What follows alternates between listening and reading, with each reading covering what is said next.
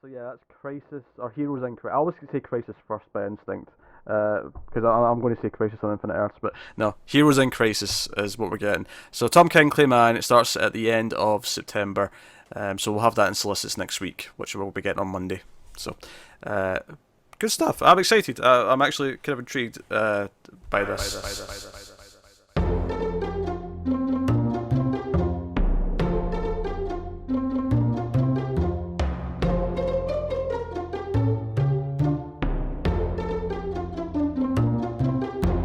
Heroes in Crisis, number one. Now, when you committed this that there was going to be deaths, when you committed this that there was Yeah. going to be upsetting teenagers, we're going to be examining the psyche of the superhero, and so on, and a lot of controversy this week, a lot of reactions to this book. A lot of people are not happy, and I'm just managing the cat as he was walking past. So where do we begin? I don't know how I want to start this. I don't know. Like, do I want to just say who's dead and just start there? Or No, so Good, I'll just bad say, feelings. yeah, so I'll just say this was a much quicker read than I thought. oh yeah, breeze by. Like, so when I read it, and then I thought I spent more on it than I did. So then when I found out it was only $3.99, I was like, oh, okay, but I want more of this right now because the way this ends, it feels like part 2 should come out this week, and it's not. So Matt's I mean, upset. at least it's monthly and not every so often, like Doomsday Clock. Yeah. I mean, yeah, but like, I want closure on things, and Yeah. this story's dealing with if we had Nightwing after the events of Batman, this story's dealing with like 4 of my top 5 favorite characters, right? What? So it's Harley, Jason. no, enough out of you. Batman. So yeah. Yeah, no, I mean, I think first thing I'll say is that the book is gorgeous. Every page is a sight to behold. It is Hey, man. absolutely I agree with that. ridiculously good looking. It is beautiful. More on that as I'm looking through pages in a minute, but So we know He sounded Matt's like feeling Zoolander. is- Yeah. Matt's feeling is he needs more. he needs more. How do you feel, Pete? See, I know how you feel, Connor, so you're saving yours for last with all this anticipation, I am. but I know where this I is am. going. I like the book quite a bit. I will say that the thing that's going to cause the most controversy, the thing we're really going to talk about, is oddly numbing. Like it's like, because I feel like, and I believe this with all of my heart, right? For everyone who's listening to this and is in a bad place because of who seems to be dead in this issue, I would bet Connor's life on this right now, that by the end of this story, this will be reversed, or it'll have turned out that it never really happened, right? I am positive of this. There is no way that this is how that one of these characters in particular just dies. Like, it's just like nothing. They just open a door. Oh, there it is. They're dead already, right? No, I Yeah. agree with that. No way that's the case. So with as we go on, I'll give you my like what I think how it's gonna go. Mm-hmm. So I definitely think this has earned its crisis in an issue. Sure. Um, yeah. Right. And I definitely think going forward, it's going to have to deal with more than just one timeline. So I think that's another way that it's a crisis. But yeah, so do we want to talk about the death that we're all Well, we walking get around? Connor's feelings first. He's been cagey. Oh, okay. I don't know. That's what I would say. I more apathetic than I thought was possible reading the first issue of a DC event, where Oh man. it's not bad. I don't hate it. I just don't care. So the guy that works at my shop that I'm kind of close with, he's the one that gives me crap all the time. He was just like, yeah, it's fine, but it's not going to matter. And we ended up having this 10-minute conversation how I think he's wrong about that, because he's very much, when it comes to the big two, any storyline they do doesn't matter because they're just going to change it anyways. But to me, that's comics. That's how comics grow and change, and that's how you have Superman for, 80 years. Oh, sure, yeah. So, yeah, so now you have these independent comics where they can come in and you can tell a full story and then it's done, right? Like, I think you guys were talking about Saga and the Thread, and I guess Saga's done. I wasn't. Yeah. I was. So now so that story now it's over. Those characters are done, and everything that happened mattered, for lack of a better term.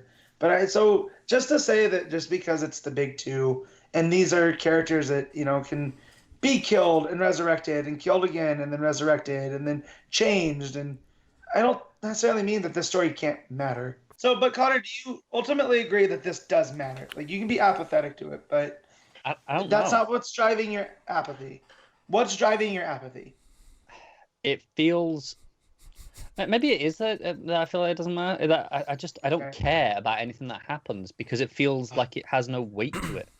Like it feels like shock value. It's like, oh yeah, we said there was going to be deaths. Here's some deaths. I completely disagree. I am on the opposite side of that. Oh, this is getting juicy.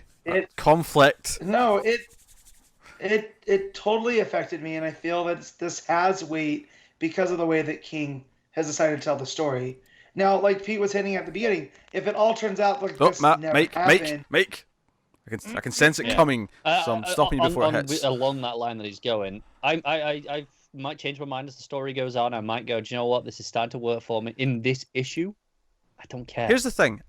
What I'm getting, this is the harsh open where we don't really get a good sense of like the context, right? Because we don't get an introduction to Sanctuary, even though we kind of know what Sanctuary is just from bits and pieces and news here or there over the past while.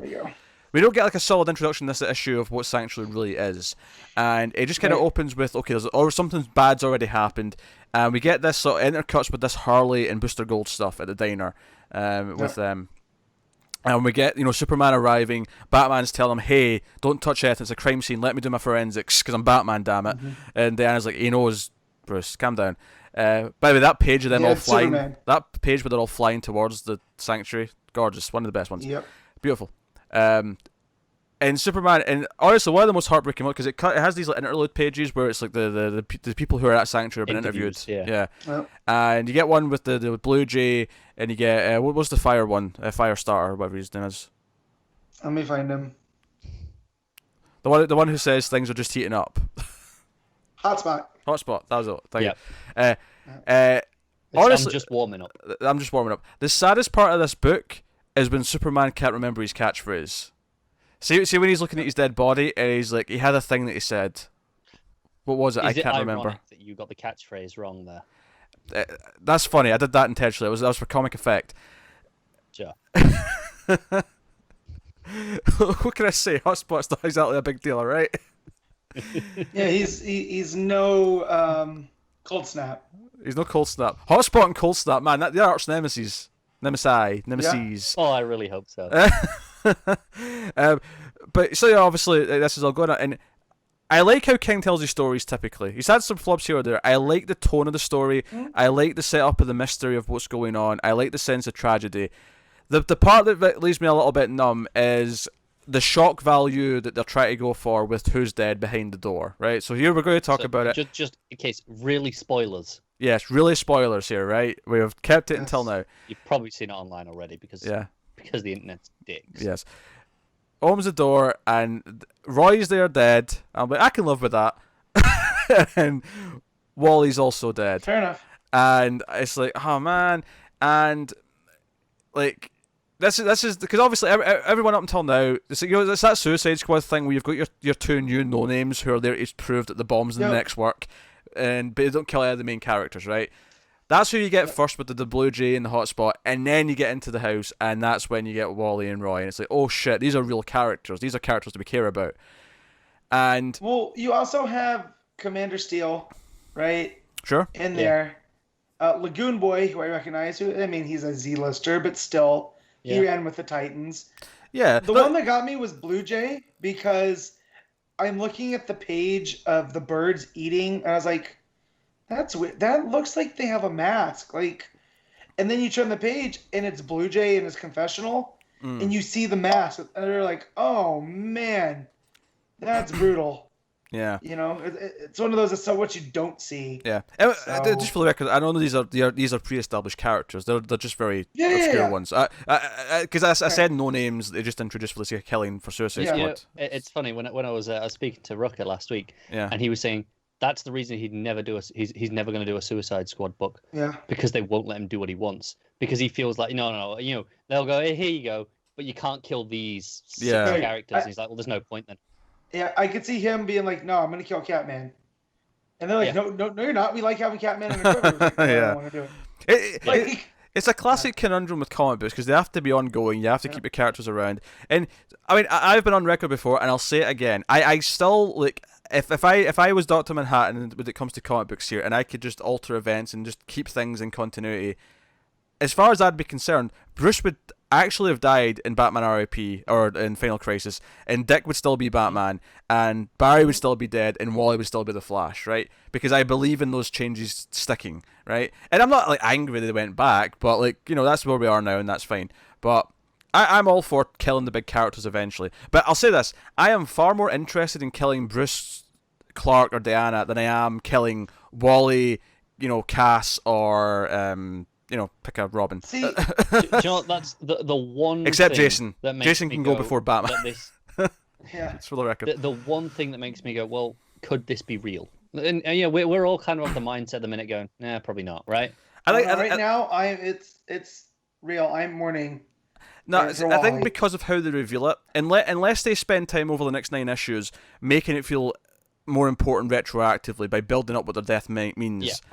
I can't believe this is a death because it's such a small I moment. know they're trying because next week's Green Arrow is an issue about Ollie dealing with this. And there's arguably something in the Flash this week that's kind of Wally related. Yeah.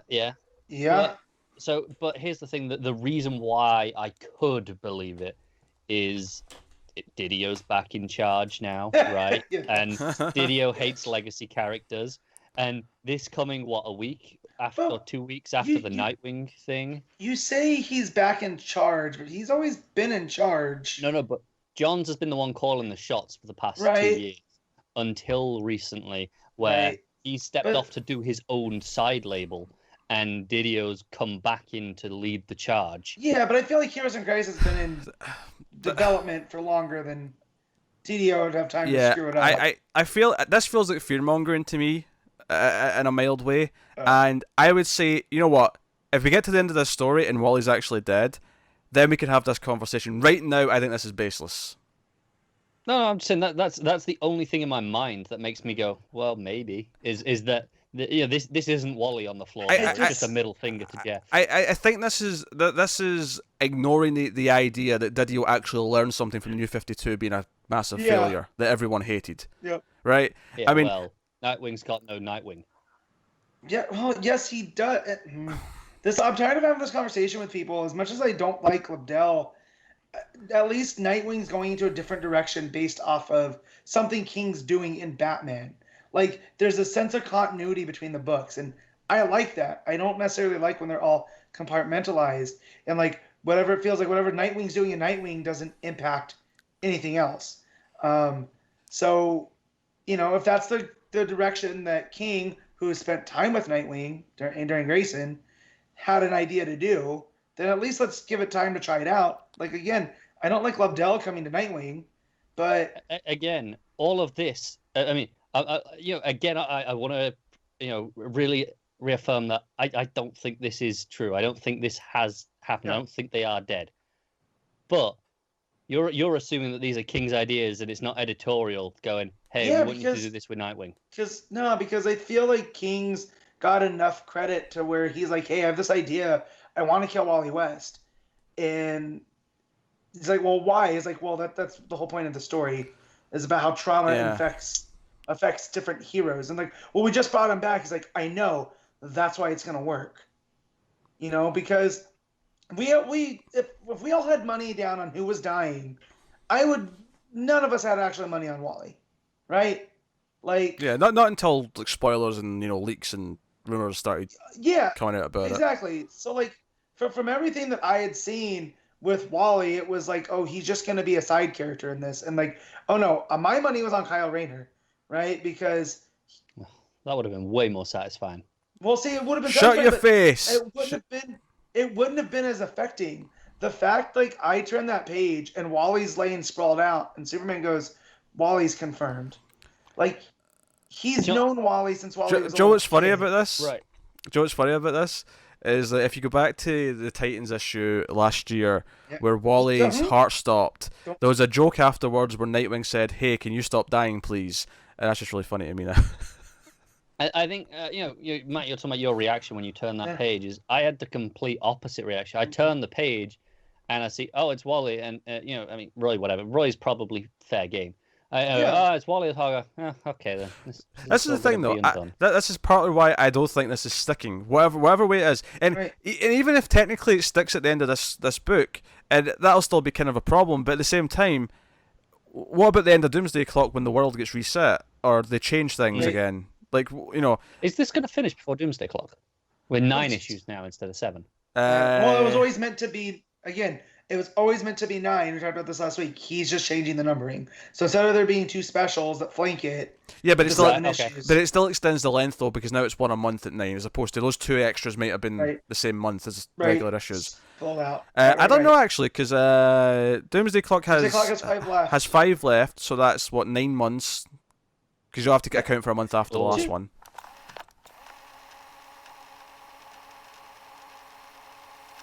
Two, 3, 4, 5, 6, 7, this 8, is intriguing. 9 should finish in May, so it's got 2 months on it. That's close enough where we'll be getting solicits for things as that's coming out that are after Doomsday Clock. So, do you know what?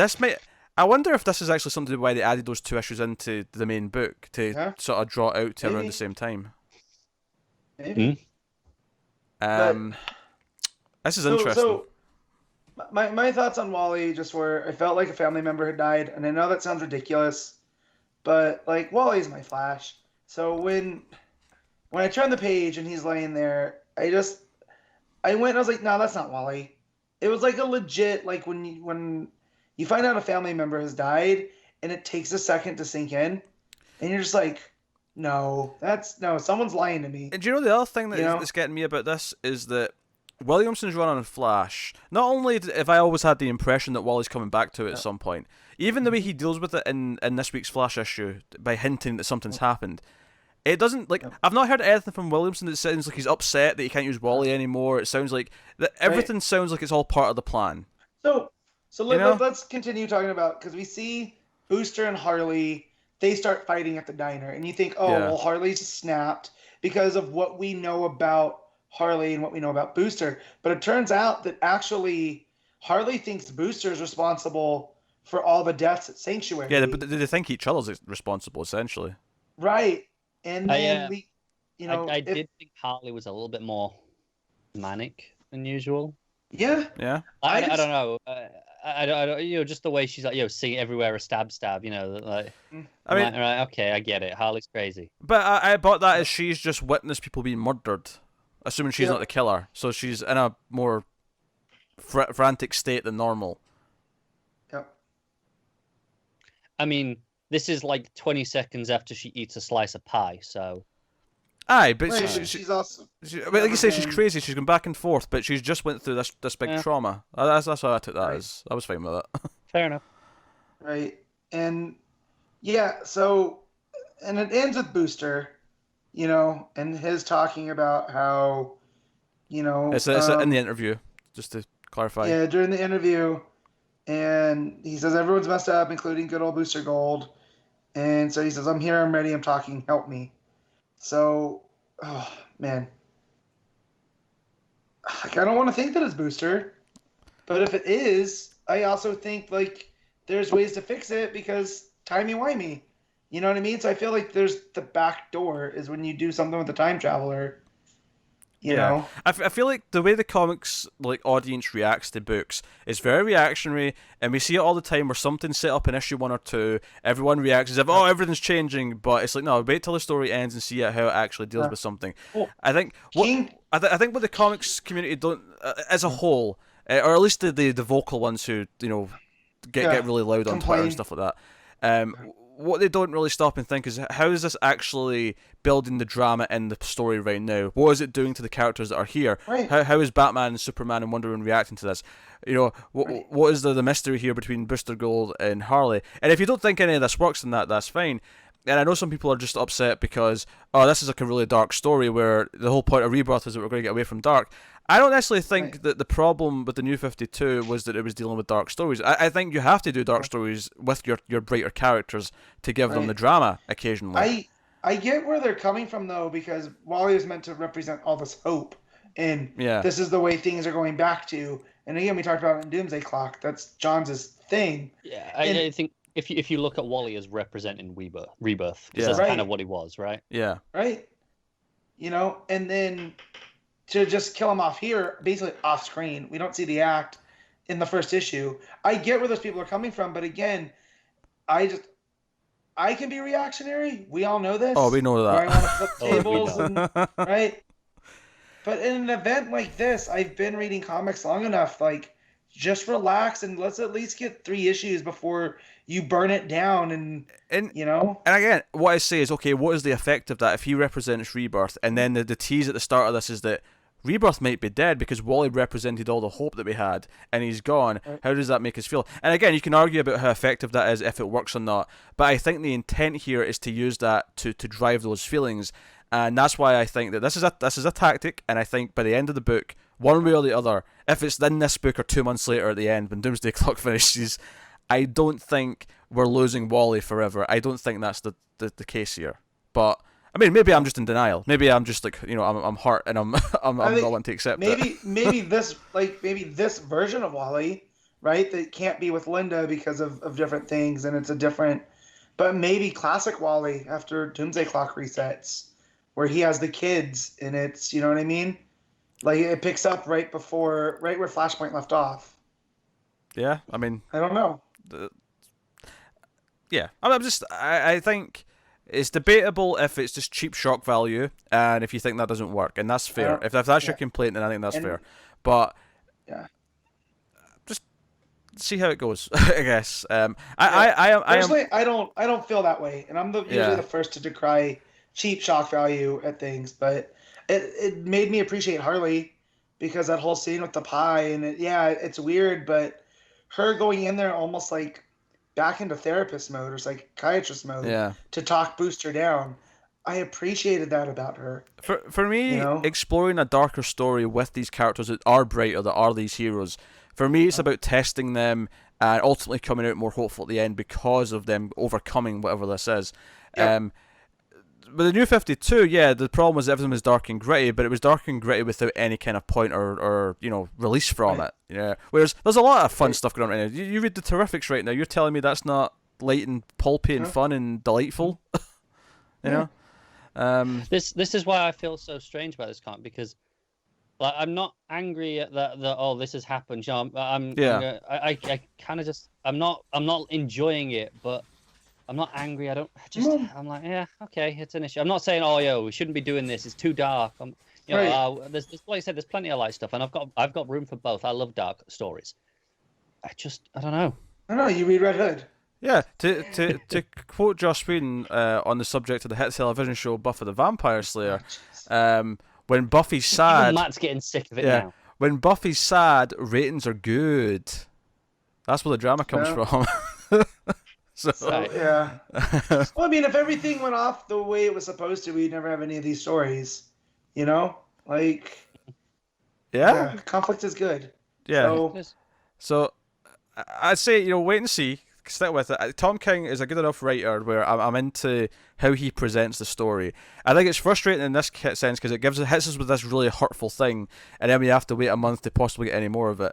But I am into it enough. I like how big and epic it feels. I love the title page where you turn the page and it's just the field, and it's like says Heroes in Crisis on the field. That's a great title page. Do you want to know one of my favorite things about the book? Legitimately. Oh, go on. Is the cover. The coloring as well, but the art as a whole, but the cover specifically. I love all those heroes. We obviously we've seen this image before, but it's something I didn't notice till I picked up my copy this week that they paired Dick and Corey together as the pairing. I was like, yeah, Nah, that's not Clayman canon. knows what's up. Nah. We talked about that though. No. I thought maybe I talked about that Yeah. offline. I actually, Yeah. I really like the Harley one where she's wearing Booster's like visor. Mask. Yeah, she's all bloody. My shop didn't get any of the Superman ones. I was pretty disappointed. Oh, that's the Matina one, isn't it? Yeah, Yeah. the Martina one. No, mine just had the regular cover. Nah, the Clayman's art feels blockbuster. It feels like a prestigious book because of his art. Mhm. It really does. Yep. No, his art and Murray's colors are the best thing about the book, in my opinion. Yep. That Just like hands down. even if you're feeling iffy on the story right now, I feel like this would still be worth getting just for the art. Like, Oh yeah, I don't regret buying it and just looking at the it's like, I just look at the pretty pictures if I want to. yeah, I get my money's worth out of that. because we all know how I feel about Harley. Like, this character I don't enjoy, but the way man draws her, she's never looked better, I think. You know, and that's no slight to any other artist that's ever drawn her. But here, with the expressions and, you know, there's that page or that panel where she has her hand on her chin. Mm-hmm. You know, when she gets the coffee and the pie. Like, it just looks great. So, and his Superman, Clayman Superman, I can't get enough of either. Even in these, you know, that page with Superman, Batman, and Wonder Woman on there, and they all three look great. Yeah, Yeah. No, I love in terms of just the art, I love the image of Superman floating in front of the house. That page when he's going to go in, but you can just tell he's not ready. It's majestic. It feels. I always compare it to filmmaking because that's how I can kind of like sort of properly talk about what I mean when I'm talking about these terms. But it feels majestic in the sense where you've got these big wide vistas shots and you've got these superheroes flying and they feel larger than life, and it's not just all these quick little panels of chaos and action or whatever. It feels like there's a silent almost the silent beauty of the dread of like anticipating the bad thing behind the door, and it really builds that. So I think in terms of putting together as a comic book, it's really effective in that regard. Yeah, the page where Superman's in the, like, it looks like the wheat or the grass, whatever it is, and he says, "I can't remember," and how small he is. Yeah, he there. feels small. He Yeah. feels like he's And it just reinforces that. And you look at the top of that page, and Hotspot has tears in his eyes. Like, it's just the small stuff in the art there that drive it. I wonder, like, what if all this is about the Trinity? What if all of this is about putting them through something to make them go through this? Well, yeah. That's what a crisis does, though. You know, they're the three focal point. You know, so yeah, it's this came from them. They are responsible for this by creating Sanctuary. Booster says that at the end, where it's pieces of all of them. And so if they had done this, what's this gonna do? You know? Yeah. Going forward, yeah. Yes. That's why I've been telling people that didn't like it. I'm just like, all right, let's relax. Let's get a couple more issues, and then I'll understand, because it might not be for everybody. The people that don't like Identity Crisis, I understand it, even though that's a story I really enjoy.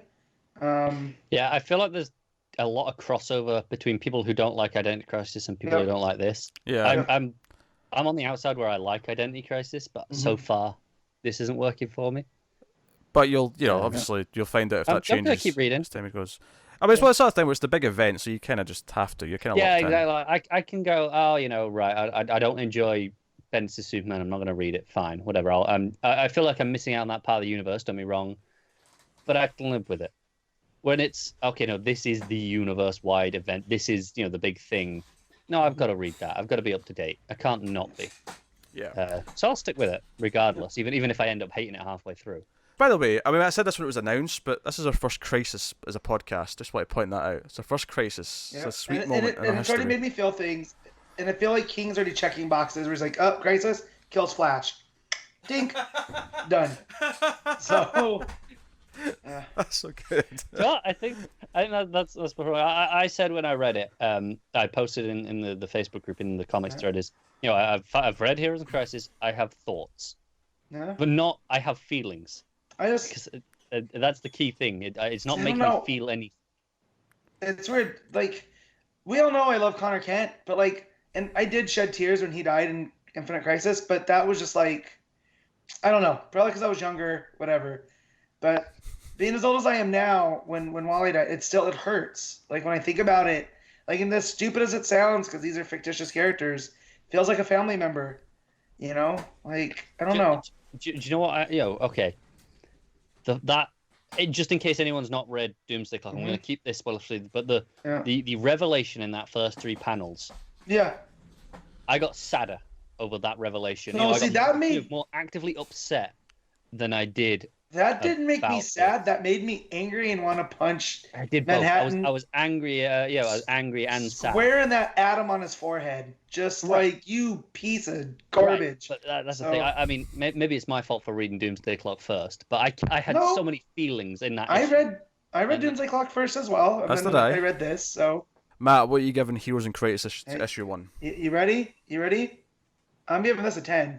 Whoa! Yeah. Whoa! Yeah. I was not expecting that.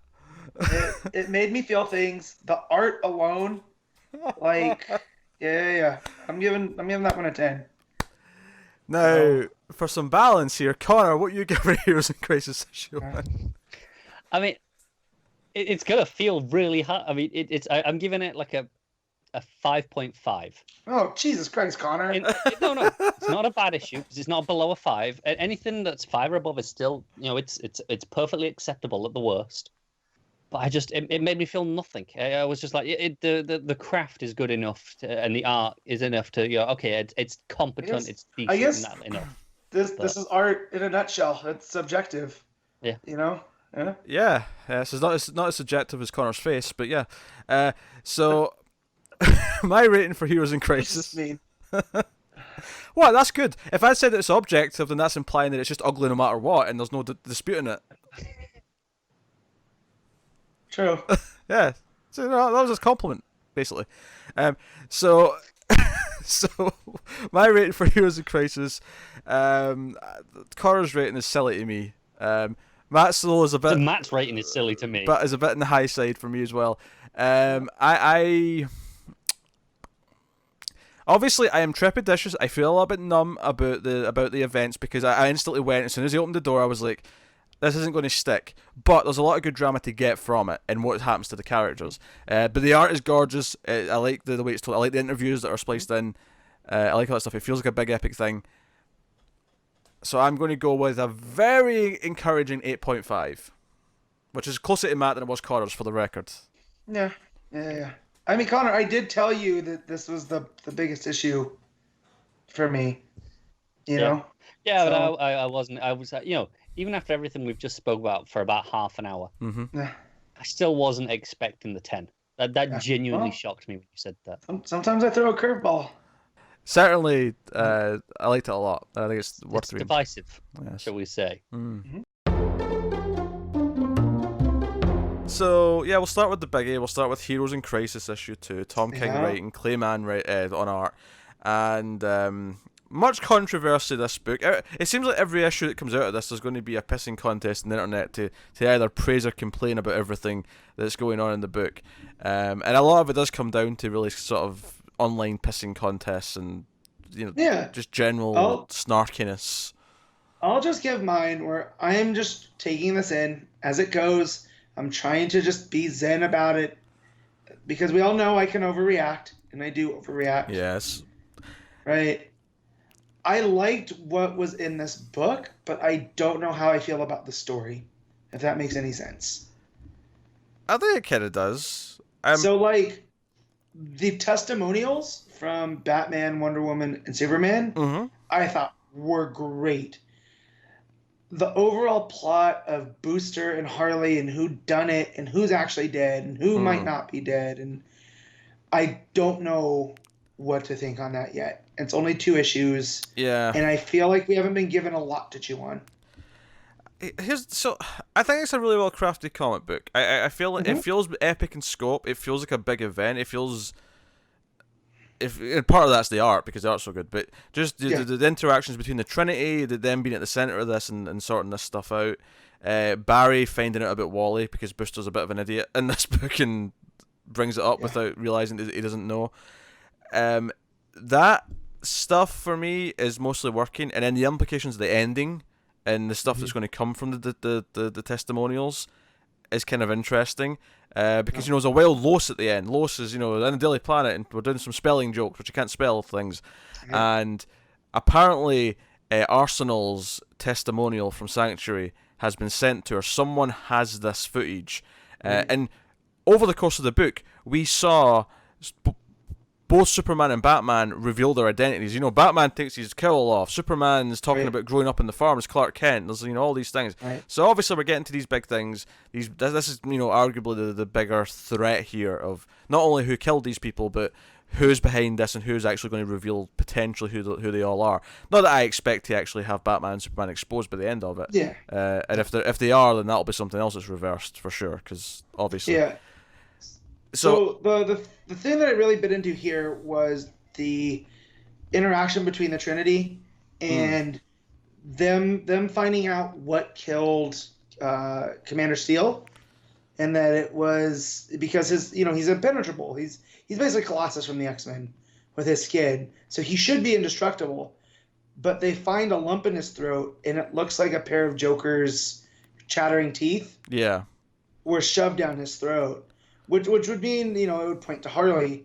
So they get talking about, like, the protocol of if there's any backups that they can check on the, to see who did this. And Batman's like, oh, no, I made sure there's no backups anywhere. And he's like, yeah, but you're Batman. Like, we know that's not true. He's like, I bet you have kryptonite in your bat belt, which is a nice joke about the bat belt there. Right? And Batman's like, no, why would I do that? Well, later, Harley comes a-calling, and turns out there's kryptonite in his bat belt. So because she has the lasso on him. She's stolen Wonder Woman's lasso, and she has him. And, she says, if you got anything in your belt that would, help, you got kryptonite to help, deal with Superman, because she can't fight Superman, obviously. And Superman says, no, he doesn't. And then he just says, I have kryptonite in my belt. And I'm not gonna lie, that made me laugh. That was a funny payoff to the earlier scene. Well, but it also tells me that Batman's not being on the up and up. So I'm sure he's lying about there not being backups. Yeah, I mean, you could read it like that. I mean, admittedly though, I'm inclined to kind of believe him just based on the fact that because when he says that he's been to Sanctuary himself and we see him take off his cowl, I'm like, he would have a reason to not keep any of this. Yeah, but I don't know, man. He's Batman. I mean, he is. But he brought. I think, did they bring up Tower Babel? Or was that in a piece that I read? Yeah, it wasn't in this, no. Okay, yeah, but I mean, this is the guy that took down the rest of the Justice League with. Well, Roz brought him down. Well, here's the thing, though. The kryptonite thing. He wasn't hurting anything by lying about that. I don't feel that Batman would actually impede the investigation with the other two Trinity members and lie about having... Because if it existed, he would want to look at it, right? He would want to solve the crime. This was what he does. Yeah, I don't know, man. He's super shifty. And I felt like there was more to that than just the laugh, I feel. Because especially after Mr. Miracle, I feel like King... He's not one of these writers that just adds fluff there. Like, everything has a meaning, I feel. So, we'll see if that pays off. Yeah, but I think it can have a meaning without it meaning that, is what I'm saying. Yeah. Well, maybe. And this is what I mean, where I don't know about the story, because there's so much up in the air. Like, I feel like he hasn't given us enough, like I said earlier, to grab onto. Like, we're 2 issues in, and... It's slow moving, and that's okay. Like, I'm not complaining about that. But the one big thing I had a problem with is they say that Poison Ivy died, but it's off screen, and as a Poison Ivy fan, or it's off panel, that upsets me. Like. Well, yeah, but it comes back to everyone being upset about Wally, really. Yeah, but at least Wally, we saw his body, That's not much of a difference, Matt. I think it is. It's not much of a difference. This is boiling down now to, I should be more upset because Ivy was even more hard by. Well, I'm not saying more upset or not. Like, I'm not trying to get into that pissing contest. But for a character that he spent so much time with in that Batman arc, to just willy-nilly kill her off panel, I hope there's more payoff. And that's that's my point. Is before I'm going to jump to my gun or jump the line, whatever you want to say. I want to see how the rest of this plays out. It's only 2 issues in, but for me, adding to the list Poison Ivy of who's dead is just further confirmation that this isn't sticking. yeah, I don't believe for a It could second be. that Wally West, Poison Ivy, and Roy Harper are all staying dead at the end of this. I say maybe King has a thing against gingers. That's a good point. All 3 of them are ginger. Huh? I mean, Commander Steel and so on aren't, as far as I know, No. but still, But yeah, it's amusing. so well, man, I definitely feel like Arsenal is for sure because we've seen that repercussion in 2 other books. I don't know. You know, I think you could you could just rename this book Ginger Side. Ginger Side. That's pretty funny. My Anyway, favorite post-hardcore band. Ginger Side. yeah, I'm digging the way it's been told so far. There is this kind of weird feeling over it though because of all the deaths and because you're kind of feeling like I don't believe this is sticking. And obviously some people are flying off the handle and assuming that it's sticking and are pissed about it. And I just can't jump to those conclusions because it just doesn't feel like it. It just doesn't feel like, oh, this is permanent. And Yeah. I know people like to compare the image. They like to show the image from Rebirth where Wally's back, and now there's the image of Wally being dead like 2 years later. And I get the irony there, I do, but I just I don't believe that he's gone for good. I just don't feel it yet. Yeah. And again, maybe that's denial. I did love Booster though. His reasoning to going and getting Barry is because he's a police scientist and he's good at dead bodies, but he doesn't think like this would affect him mentally in any way. He's just like, oh, let's go get Barry. He's good at dead bodies. He'll know who killed Wally. Yeah. But it felt like classic Booster Gold. But yeah, I feel like there's going to be some timey-wimey elements towards the end now because they're really leaning heavy into Booster and maybe if he's the killer, what made him snap to kill all the people and if that's fixable, and if maybe time travel is, exacerbated. I'll be honest, at this point I'm expecting neither Booster or Harley to be the killer. Me too. I don't Me really too. think it's either of them. I think they've both got the same whammy on them that's confusing them or whatever.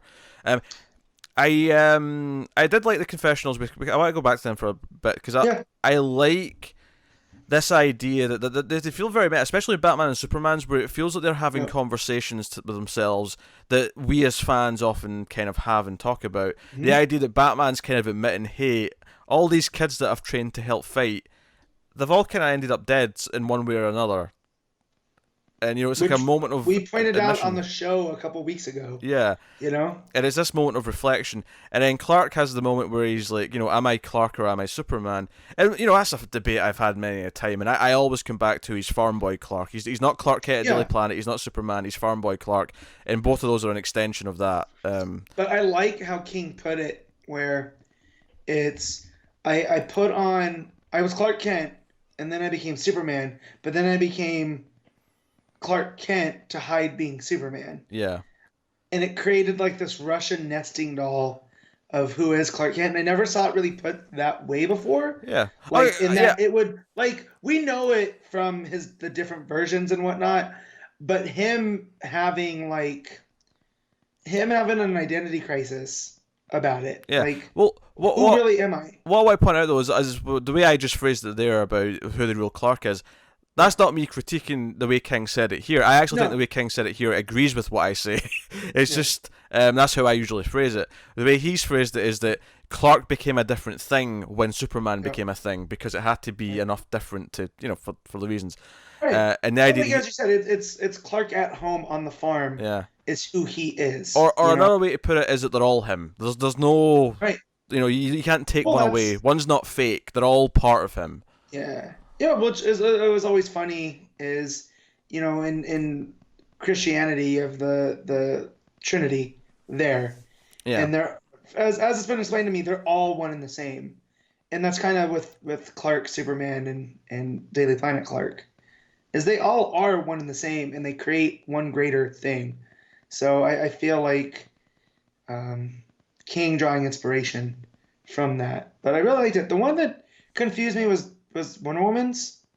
Like, what the hell's going on in Hippolyta's bedroom at night? Where kinky, dangerous sex games. That's what's happening. Yeah, is that what that was supposed to be? No, I don't think it actually was meant to be kinky. I think it was. Okay. But Like, yeah, I mean, because Wonder Woman's whole thing was the idea that she went and bit her lip, right? And that's how he phrases it. She bit her lip and just kind of held it in.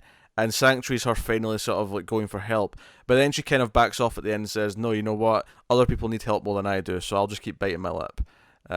It's fine." Which is kind of speaks to her character, but cool. um, Well, and that's also like a good thing on mental health is like you just can't. It like that boils down to it's okay to not be okay, and she still feels like it's not okay to not be okay. yeah. Well, I think that's the point of these three confessionals from Yeah. the Trinity is that all three of them are kind of bringing up what their deal is, what their trauma is, Right. that's weighing Right. on them, and Right. I think setting that up's quite neat. I think I like this issue more than the first one actually. Well, yeah, I like how it dug deep, and we didn't necessarily have that. You're thrown into the deep end trying to piece things together. This is okay. Well, the story's going, and King can shift gears to do these testimonials. Yeah, and also at the end of the book, setting up the threat of their identities being leaked, and not only that, the confessions. Because hell, even one of the things that Clark says is, if the world knew that Superman doubted himself, that would be tragic. That people wouldn't believe in him in the same way anymore. So not only would people know he's Clark Kent, they would stop seeing him as Superman, as the the impenetrable hope and truth and justice and all the rest of it, the symbol. Which there's some interesting stuff there, and then of course Batman's guilt and whatever else. But so I think as always with King, the emotional side and like what he's exploring is where it's at its best. And then the details of the plot are when it kind of shakes up a little bit. I know the internet went off its nut this week, went crazy about Harley being able to like hold her own with Wonder Woman and Batman for the briefest of moment. And I'm just like, she sucker punched Wonder Woman. She wasn't expecting it, and she had the lasso. Yeah. Whatever. I mean, it wasn't that much of an Well, extended also, thing. I look at her. She's a cornered animal, and you never know what a cornered animal is capable of. Yeah, honestly, So- the only possible thing that I would say that I have a problem with is that if Superman wasn't joking when he said that Harley's better than he is, that Harley's better than Batman is, I'd be like, really? Better than Batman? I mean, I'm not saying that because I'm a Batman fan and Batman's good at everything. I'm just saying Harley's more skilled than Batman, really? I'd be going down that path. No. And I do feel like King is writing Harley, and when we get out of this, it's going to be a different version of Harley, because we've had this new 52 Amanda Connor Palmiotti version, where she's kind of DC's Deadpool, and I feel we're going to get a more classic Harley coming out of this. Well, she's wearing the classic suit, like, actually. I mean, when she goes to yeah, Penguin, she's wearing that. Yeah. But I like the one that was in White Knight, that version where Murphy did the cool thing, like there was actually two, and Joker never realized. But I feel like that's the version we're gonna get at the end of this. Huh? There was two in White Knight. Which one? The original, the Dr. Quinzel. So you think she's going to reform and be more of a sane person? Not necessarily sane, but more of that, Batman animated series version, and less of the what we've had recently. Oh, so it's not actually White Knight, then just back to the original. Yeah, that's what I mean. Okay. But I was bringing up White Knight because there's two different characters when you think about it. Like the original Harley Quinn and then the new 52 one. They do feel like two separate characters. Oh, they are. I don't know if that's interesting, though, to have her go back to like classic Harley, because I feel like that maybe just kind of ignores any progress she makes in this story, if she makes any progress at all. What if she realizes that whole jokiness and whatnot wasn't good for her, in whatever reason? Like, it's because of those events she reverts back. Yeah, I mean, it's not like she was like dead serious before. Well, no, I'm just saying, like, I think where it's going, having her, again, I don't think he does anything just willy-nilly, So I feel like her being in the classic outfit, I feel like there's a change coming for her when it's all said and done. If anything, I mean, there's probably a change coming, but I don't know if it's the change that you're hinting at. I think her being in the classic outfits maybe more to do with sort of returning to the start of her trauma. Because even with her dialogue in this, when she's talking about, oh, I shouldn't have let someone change me, I shouldn't have loved Joker, I shouldn't have done this, it's her being reflective, so she's kind of going back to her roots and how, what she's thinking about. I think it's symbolic that she's back in that. I will say, obviously the art's fantastic. It was fantastic in the first. Clayman's, phenomenal. I'm digging the title pages where it's like spread across a landscape. That's 2 issues in a row it's done that. But one of the touches I like with Harley, she's got her old suit on, but she's actually got like a bit of hair sticking out the front of it. Yeah. It's not like perfectly on as it used to be. Well, it's like she's frazzled. You know, like I like that touch. I thought that was a really nice touch in the art. I'm digging the weightiness of all this, and I'm okay with superhero stories tackling darker subjects and tackling a more macabre story, a more impactful story. If I mean, obviously it gets tiring if that's all you ever do, but I'm into it for the most part so far. I'm intrigued to where it's going, and I feel like the dramatic points, the emotional points that are going to be made I'm hoping they're going to be worth the journey, because it feels like he's really poking at the psyche of the Trinity, and I'm curious to see where we lead with that, and how Booster and Harley kind of fit in from their end when everything's said and done. I don't know. I know some people hate this. Some people despise this book. Some people don't like Tom King as a writer. And I think it is very much a taste thing. I think you're either going to love this or hate it. So that's what I realized over the course of, I don't know, maybe doing the show or just maturing a little bit from where I was. But I've realized, like, it's okay to be subjective. Just don't be an a-hole about things. Oh, sure, yeah. Right? Like, if you don't like it, that's cool, because everybody's tastes are different. But, like, to talk down those that like other things, that's, I think, I've always had an issue with.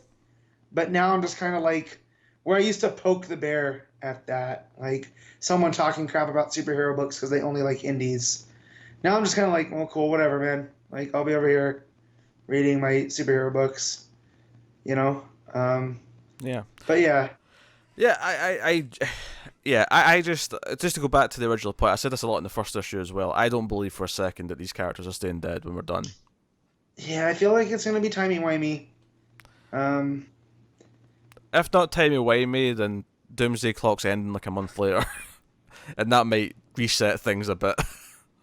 Yeah, I don't know, man. That's it. This leaves me just always going, I don't know. And it's not a bad thing. Like me years ago would be like, well, no, I don't like that. I want to know things. But now I'm just kind of like, okay, well, what else you got? Give me the next issue, King. I think for me, as I'm reading this book, it feels big in scope. It feels big, obviously in art, but it feels big in scope in terms of idea. It feels ambitious, and I think even if you don't like it, and I do like it so far, even though I have some concerns about certain things, even if you don't like it, I would hope that someone appreciates that there is ambition here. Even if you don't like the direction it's going, I think it's an ambitious idea for a book, and I'll always try and appreciate that in any medium. I will always be more enthusiastic about the weird movie, the art house movie that someone had a weird idea for and tried to push it, and it's unapologetically not commercial at all and didn't try to be this mainstream thing. And to me, this isn't that unmainstream, but it doesn't. It feels like it's not pulling a punch in terms of, like, King's got this vision, he's going to do his thing. Right. And I felt that a lot in his Batman run, where he'll try different things, and some of it won't always land, and some of it he'll nail this really cool little idea that no one's really done before. And I kind of appreciate the experimentation, for better or worse, even when it doesn't always land. Yeah. So. Yeah. I just want to Clayman's art. We kind of breezed over it, but like Harley playing Go Fish with a penguin, like he gets to draw that. Like that's such a he does it so well. And then his Lois, I love Clayman's Lois because he did the date issues, right? Yes, he did. Yeah. Yeah. So his Lois, I think, looks so good. And then I love that they've made her colored purple. Because she's wearing purple in this. She wore purple in that issue. Her eyes are that purple. I like when they do that. So, I like that there's almost a continuity between the Tom King, Clayman stuff. Yeah, no, art's fantastic. I really can't fault anything in the art. Really, it's gorgeous. Yeah. But best art at the end of the episode, I think it's going to be pretty cut and dry. But Yeah. not much I can add to that really. I will say I love the pages of Barry finding out and speeding off. Like his eyes when he hears the name Wally and then speeds off. Is a fantastic little moment. So I just we'll see where it goes. I feel like no one's really has an idea right now of where this is going at the end, and outside of just expecting it to be reversed in some way, it wouldn't surprise me if only one or two characters even remember all this happened by the time it's all said and done. Yeah, but I think that would be a disservice to the ultimate story if it's about trauma and there's no lasting effects of it. That's true. Yeah, that's true. No, I can't argue with that. So, like if they can just learn to deal with it still, and they're like, well, maybe this was a bad idea. Us trying to do this, we need people outside of us. That'd be cool. But I don't know. We'll see. But yeah, I don't want it just to get wiped out. Like even if they reverse things, I want this to have a lasting impact on somebody. Yeah. Whether it's Booster or Harley or even Batman or Wonder Woman or Superman. I want this to leave some kind of mark. Yeah, we should mention the group that sent Lois the tape refers to themselves as the Puddlers, which was written on the walls in the last issue. So we got the Puddlers. I'm curious to see where this goes. Oh well, I suppose we should rate Heroes in Crisis then before we move on. Issue 2. What are you giving it? I can't remember what I gave the last one, but I think I'm just gonna give this one an 8 because I did like the testimonials and the art, so that was enough to get it to me. But I don't know how to feel. Yeah, I don't remember what I gave the last one either. I want to say it was like an 8.5. Okay. Well, you think this one was better, so I do. I don't know if it's better enough to confidently give it a 9 though. Yeah. So I'll say 8.5 because I think that's what I gave the last one, and I think it's slightly better, but not a half point better. I guess I'll say.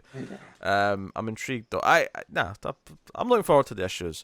I kind of dread them at the same time though, just because of like will this be the one where it does something really stupid that I hate, or B, and this is one's more consistent, is okay, all the internet complaining I'm going to have to hear, and not even complaining, just because it's fine if people don't like things, but the disputing, the back and forth, the hatred between groups that it's very exhausting, and that's why I tend to stay away now. Yeah. I used to jump in there with my axe and shield and try to take as many as I can.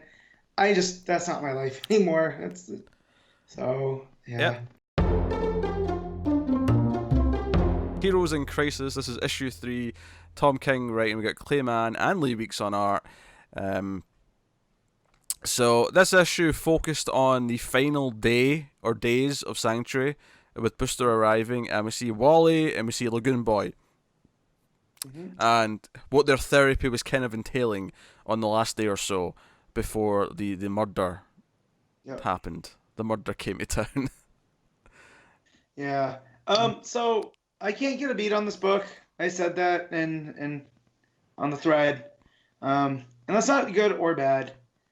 Just I came into this book thinking it was going to be akin to a Crisis, right? Where it's going to be this big story, which it is. And by issue 3 we're going to know the major, things. And we still don't, as far as I'm concerned. This is 12 issues, right? Oh, 9 issues. Oh, so we're a third through, and I feel still like I have no opinion on this book. Yep, me too. I know the art's great. Oh yeah, I know that much. Like I'm enjoying the art. Can't fault the art. No, the art's immaculate. The pages here, and I didn't look who did which page, but like the breakdowns here, how they're done in the grid style. Yeah, I think Clayman did just the grid pages at the start and the end, and the rest is Weeks. Yeah, and then Weeks. So there's a panel or a page where Booster's talking to himself, and I'm reading it going, well, which one's the real Booster? Because it's the Kryptonian technology that mirrors, it gives you what you want to see. And over the course of that page, I bounced back and forth which one was the real booster. That's interesting because I always thought I had the right one. Yeah. So I was like, okay, well, this is interesting. And then the chaos starts to happen and things get mixed up. And I just thought, like, that was a really fun page. Like, that was, I felt like the art combined with the story, neither was a heavy lifter there. Like, it was beautifully weaved together. I think there's a lot of single pages in this issue that are great on their own. Just about everything with Wally, like, in the VR with these kids, it was like, oh, come on, stop breaking my heart, King. Stop it. Stop this right now, you bastard. I didn't want to be alone. That's why he's at Sanctuary. Yeah. Oh my god, I'm not going to say if I cried or not, but it hit. I'll say this though. Obviously, we've mentioned since the start that time travel to fix this is a possibility because of Booster Gold. Yeah. This issue has clearly introduced another out. That all of this is VR, right?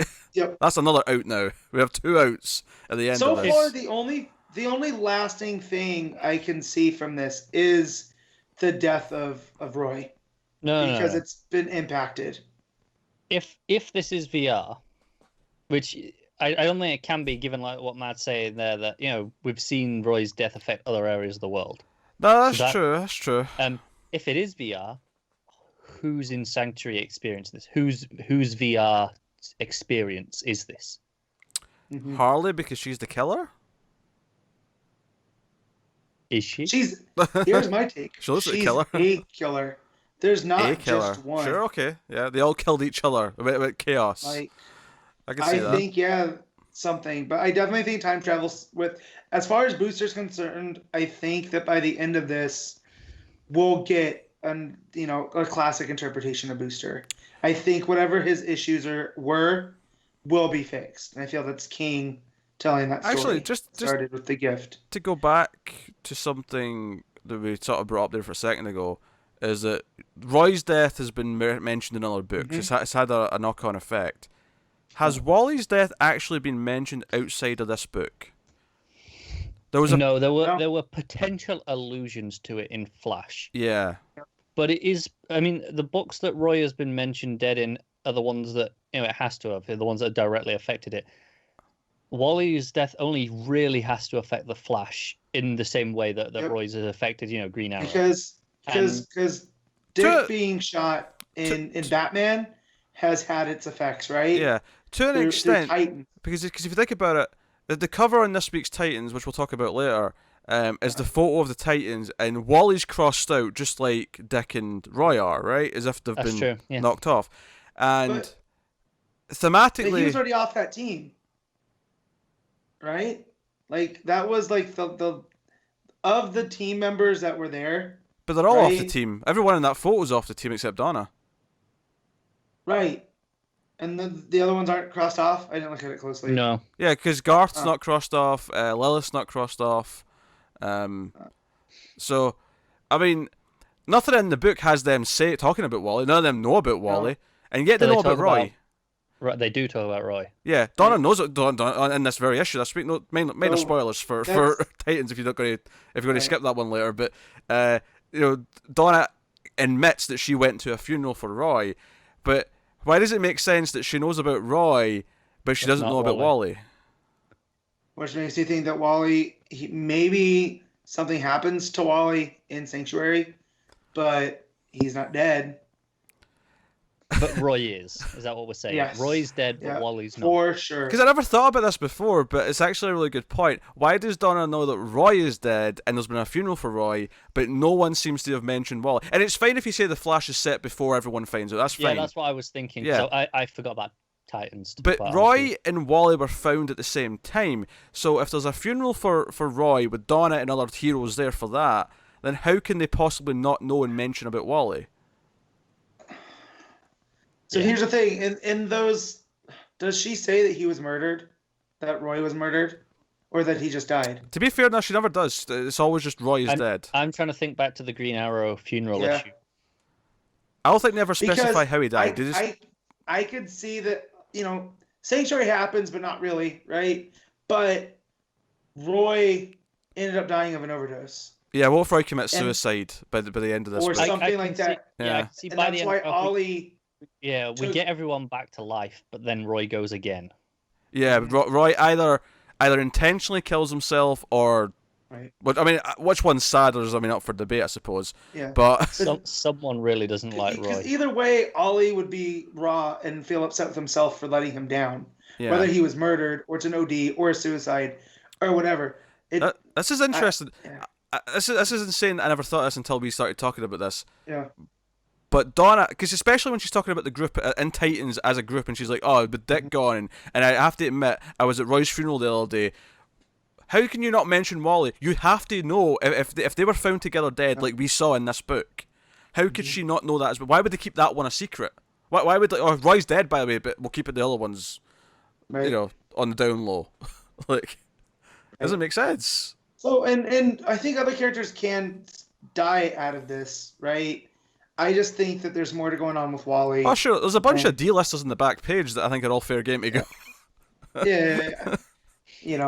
Basically they could have just been listed as red shirt number 1, at a certain point. But and I feel it's I don't say weird, but I want to know what King's whole spotlight on Lagoon Boy was.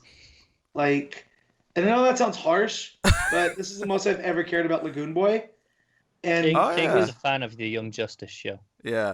Yeah, which obviously not just that, because he refers to something that happened in pre-Flashpoint Teen Titans. I assumed this was based on something that happened, but I didn't recognize what he was referring to. Yeah. So that was a story I read, when he was on the Titans for a hot minute, and so I appreciate King doing all that homework, but then turning around and making me care about Lagoon Boy, that panel where he inflates himself like a pufferfish. He's like, oh, well, that's new. Yeah. Well, that's a good thing, though, right? I mean, you sound like you're complaining, but it's a good thing you care about Lagoon Boy. It's kind of like, one of the things about Identity Crisis that always gets me is how, in the first issue of that book, it made me care so much about Dimney and so much about his wife. Two characters who, before I read that, I mean, they existed. They were fine. I didn't really think about them. It was Plastic Man and, plus, you know what I mean? Elongated Man, it's well, why do we need Elongated Man when we have Plastic Man? It made them a character. I think for all the things you can levy at this book, if you want to, for because I do feel like this is one where if you read it as a whole at the end, it's probably going to work a lot better than it is month to month. Yeah. Well, because I don't feel like it's paced to be a mystery.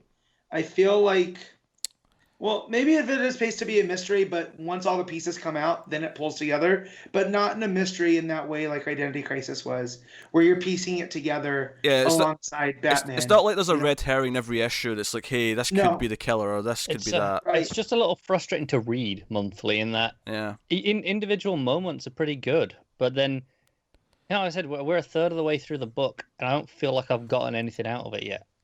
The thing is that I feel like this is one where you could say, oh, this is probably better as an event graphic novel. But because of the way the industry works, we don't have event graphic novels. We have out-of-continuity graphic novels, and we have, if it's something that's in continuity, it has to be a serialized book. It has to be, single issues. It's the sort of thing that I feel like maybe if we'd waited and got, let the artists finish it and put this out weekly. Yeah. Because that's the next best thing. I get, okay, we can't do a graphic novel, but I feel monthly this is kind of a drag in the sense of the pacing. And it reads entirely too fast for a monthly book.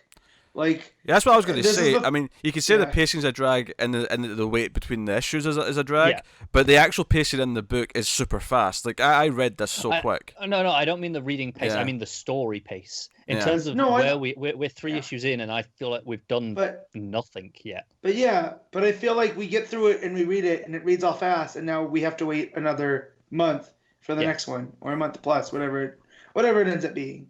It's actually been pretty consistently on week 4. That's a month, It moved to week 5 that one month because it was a week 5, but that's fine. Whatever. I won't criticize it for that. It's been consistent so far. Yeah, and that's where I hear a lot of people, like a friend of mine at the shop's like, I'm done with it. I don't have time for this. And I fully understand that. But it's a huge difference between this and the other event going on right now in Doomsday Clock, in that where it's 2 months plus between issues. Yeah. And every single one I'm satisfied. Yeah, every single one of this is a full meal. They're doing very different things, and the funny thing is that I think this is a pretty well written book. Like I have faith that by the time we get to the end of this, I'm going to look back in this and think it's a really well orchestrated story. Is it perfect for monthly single issues? I mean, I don't know, because this chapter specifically feels like it was a very, very quick slice, and but almost everything in it I liked.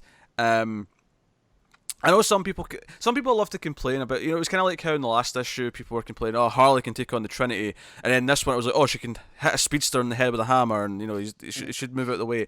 And I'm like, yeah, you can complain about that. I don't know. It's a critique, but that's one I'm over, because otherwise speedsters never have any villains. Exactly. Yeah. Right. Well, it's also like this with King. He's earned it as a writer to tell the story he wants to tell, and I can suspend my disbelief enough that they're at this place in Sanctuary where mentally they're unstable. That's why they're there, right? They're experiencing trauma, so they're not on their A game. So that doesn't work with the Trinity, but here for the Speedster, I mean, he is literally holding his best friend's dead body. Exactly, yeah. Right. He's not looking at her as well. It comes from behind, for the record. Yeah. So he's not really paying attention to the outside world. I mean, it's kind of how Deathstroke attacked Kid Flash back in John's Titans, where he got him to freeze for a half second. You know? And that was enough. Yeah, that's enough. Yeah. So... yeah, I mean, I understand critiques on this, and like my friend that's just over it, he'll probably come back to when it's time. I've been the most negative of us three here consistently out of the 3 issues. I think there are problems. I don't think it's a badly written book, though. I don't think I've ever said that. No. I do not think it works as a monthly book at all. Joey King reminds me of sometimes, and this happens with some of his Batman arcs as well. And it's worked really well with Mr. Miracle because it is this smaller character and he's doing this great thematic, study of depression, right? Is that King reminds me of like a filmmaker who's a bit more art house, who gets given the keys to a big franchise, and then some of us who love good movies love that weird, that entry, but some other people hate it. Like some people swear that Azkaban's the best Harry Potter movie, but there are some fans who think that's the worst movie because it's the weird one. Oh.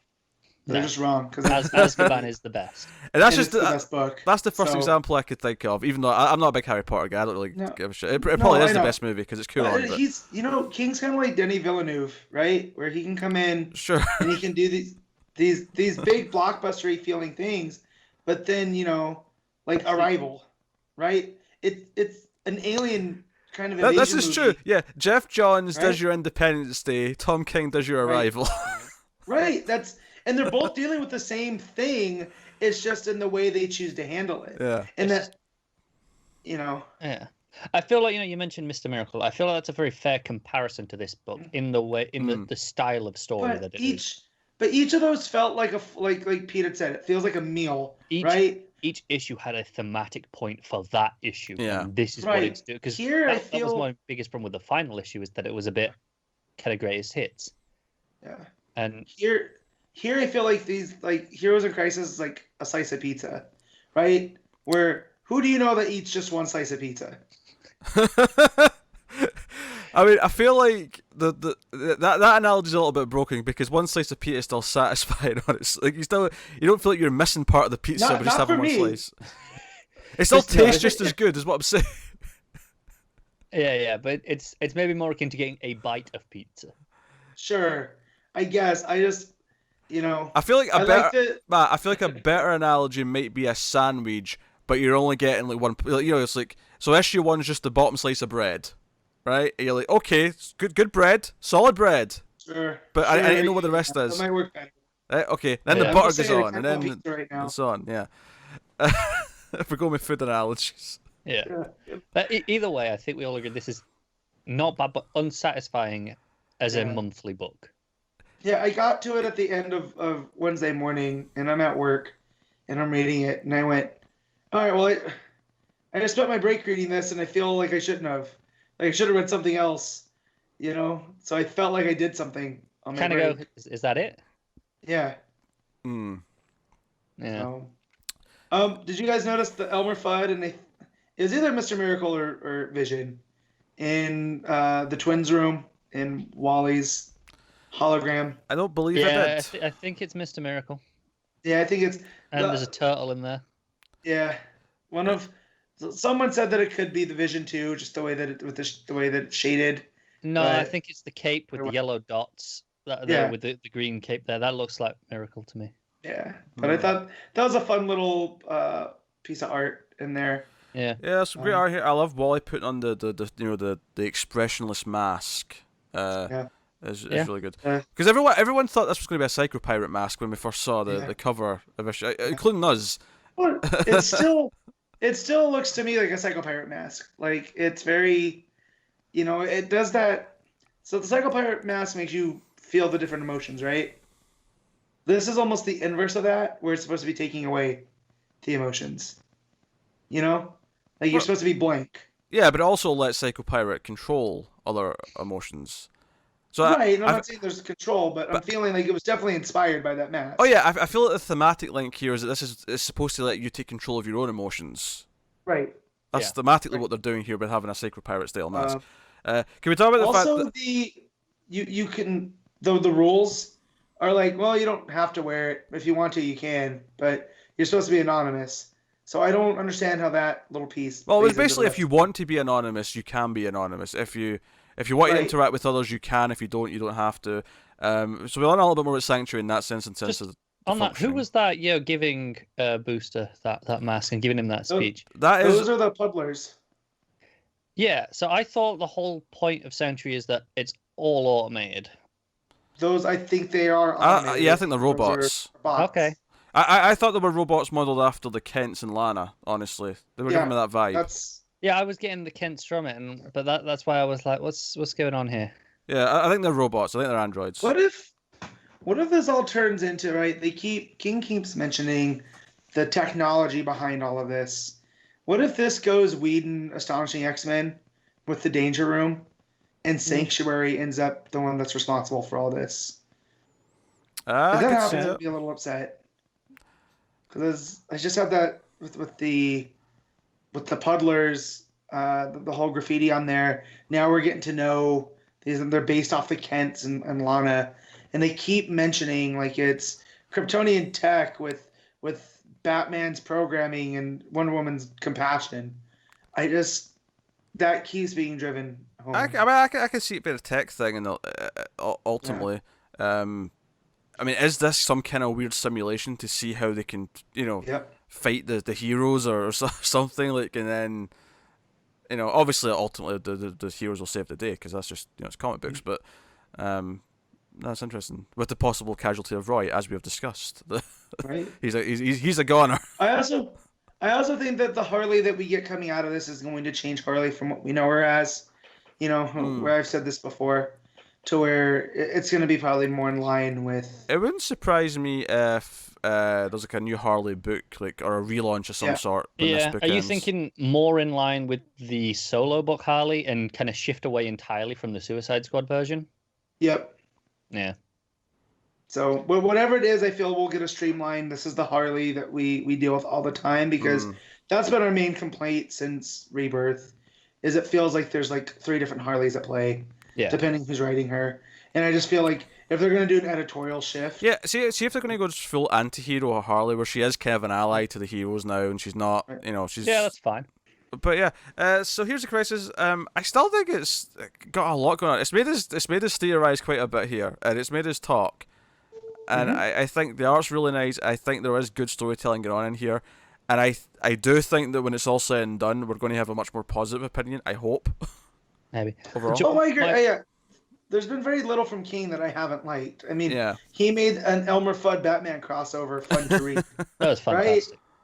Like, and so far the thing of his that I've liked the least was that I Am Suicide arc, but the longer his Batman run gets in, you know what I mean? The longer it goes, the more that I see like that was kind of seated in there at that point for that reason, Like the funny thing it was about setting the board. His Batman run is that I liked I Am Suicide, but the funny thing about looking back at that now is that it's almost like he was intentionally doing an over-the-top Bat God goes to fight Bane story, because then over the course of the rest of it, he's going to deconstruct that and Exactly and play with your expectations on it. So And that's exactly. And so now I can look at it for what it is, and I don't, I just know a lot of people that are just like, oh, Tom King's overrated. And I'm like, all right, well, go over there and don't talk to me. 'Cause, you could not like it, but don't say he's overrated because he's doing some fantastic work, Every comment we get on this episode now is going to be Tom King is overrated. I think, no, That's to be fine. fair, if you consider him rated as highly as some people do, Yeah. I think it's fair to say overrated is not inaccurate. If you're not enjoying all of his Yeah, stuff. overrated and underrated are completely subjective to whoever's speaking. Yeah. No, that's true. But I get this a lot. Like, oh, he doesn't understand Batman. Why is he selling Batman? It's like, well, I've obviously he's halfway through his story. Because I'll tell you this right now, Batman is one of the most underrated characters in comics, and I'll tell you why. Because too many people say he's overrated, therefore he is now underrated. I hate you right now. I hate you. My so bad. logic is sound. My logic is sound. I know what you're doing, and I'm not going to take the bait. I have had some problems with King's Batman run in the past, 20 We issues, know right? the bomb and the cross. No. There's a point here. There's a point here, and in that, I still think King is a very good writer, but I would also agree that he is overrated. Go in the corner and don't talk to Matt. Yeah. Yeah. I've got an actual opinion about this book, though. I've still got one somewhere. On the art, I have an actual criticism.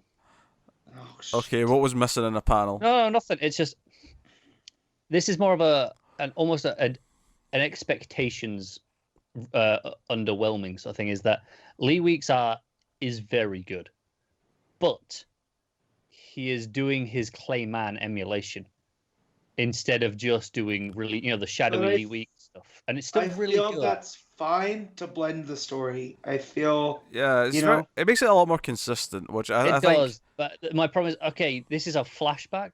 Essentially, this is the time where you have an excuse to have a different art style, and I feel like playing with Lee Weeks' shadow work that he often is, really spectacular as his finest stuff would have just set it apart a little bit more and given it that extra edge of How his do we own. know that Lee Weeks' art out of the shadows isn't just Clayman? We don't.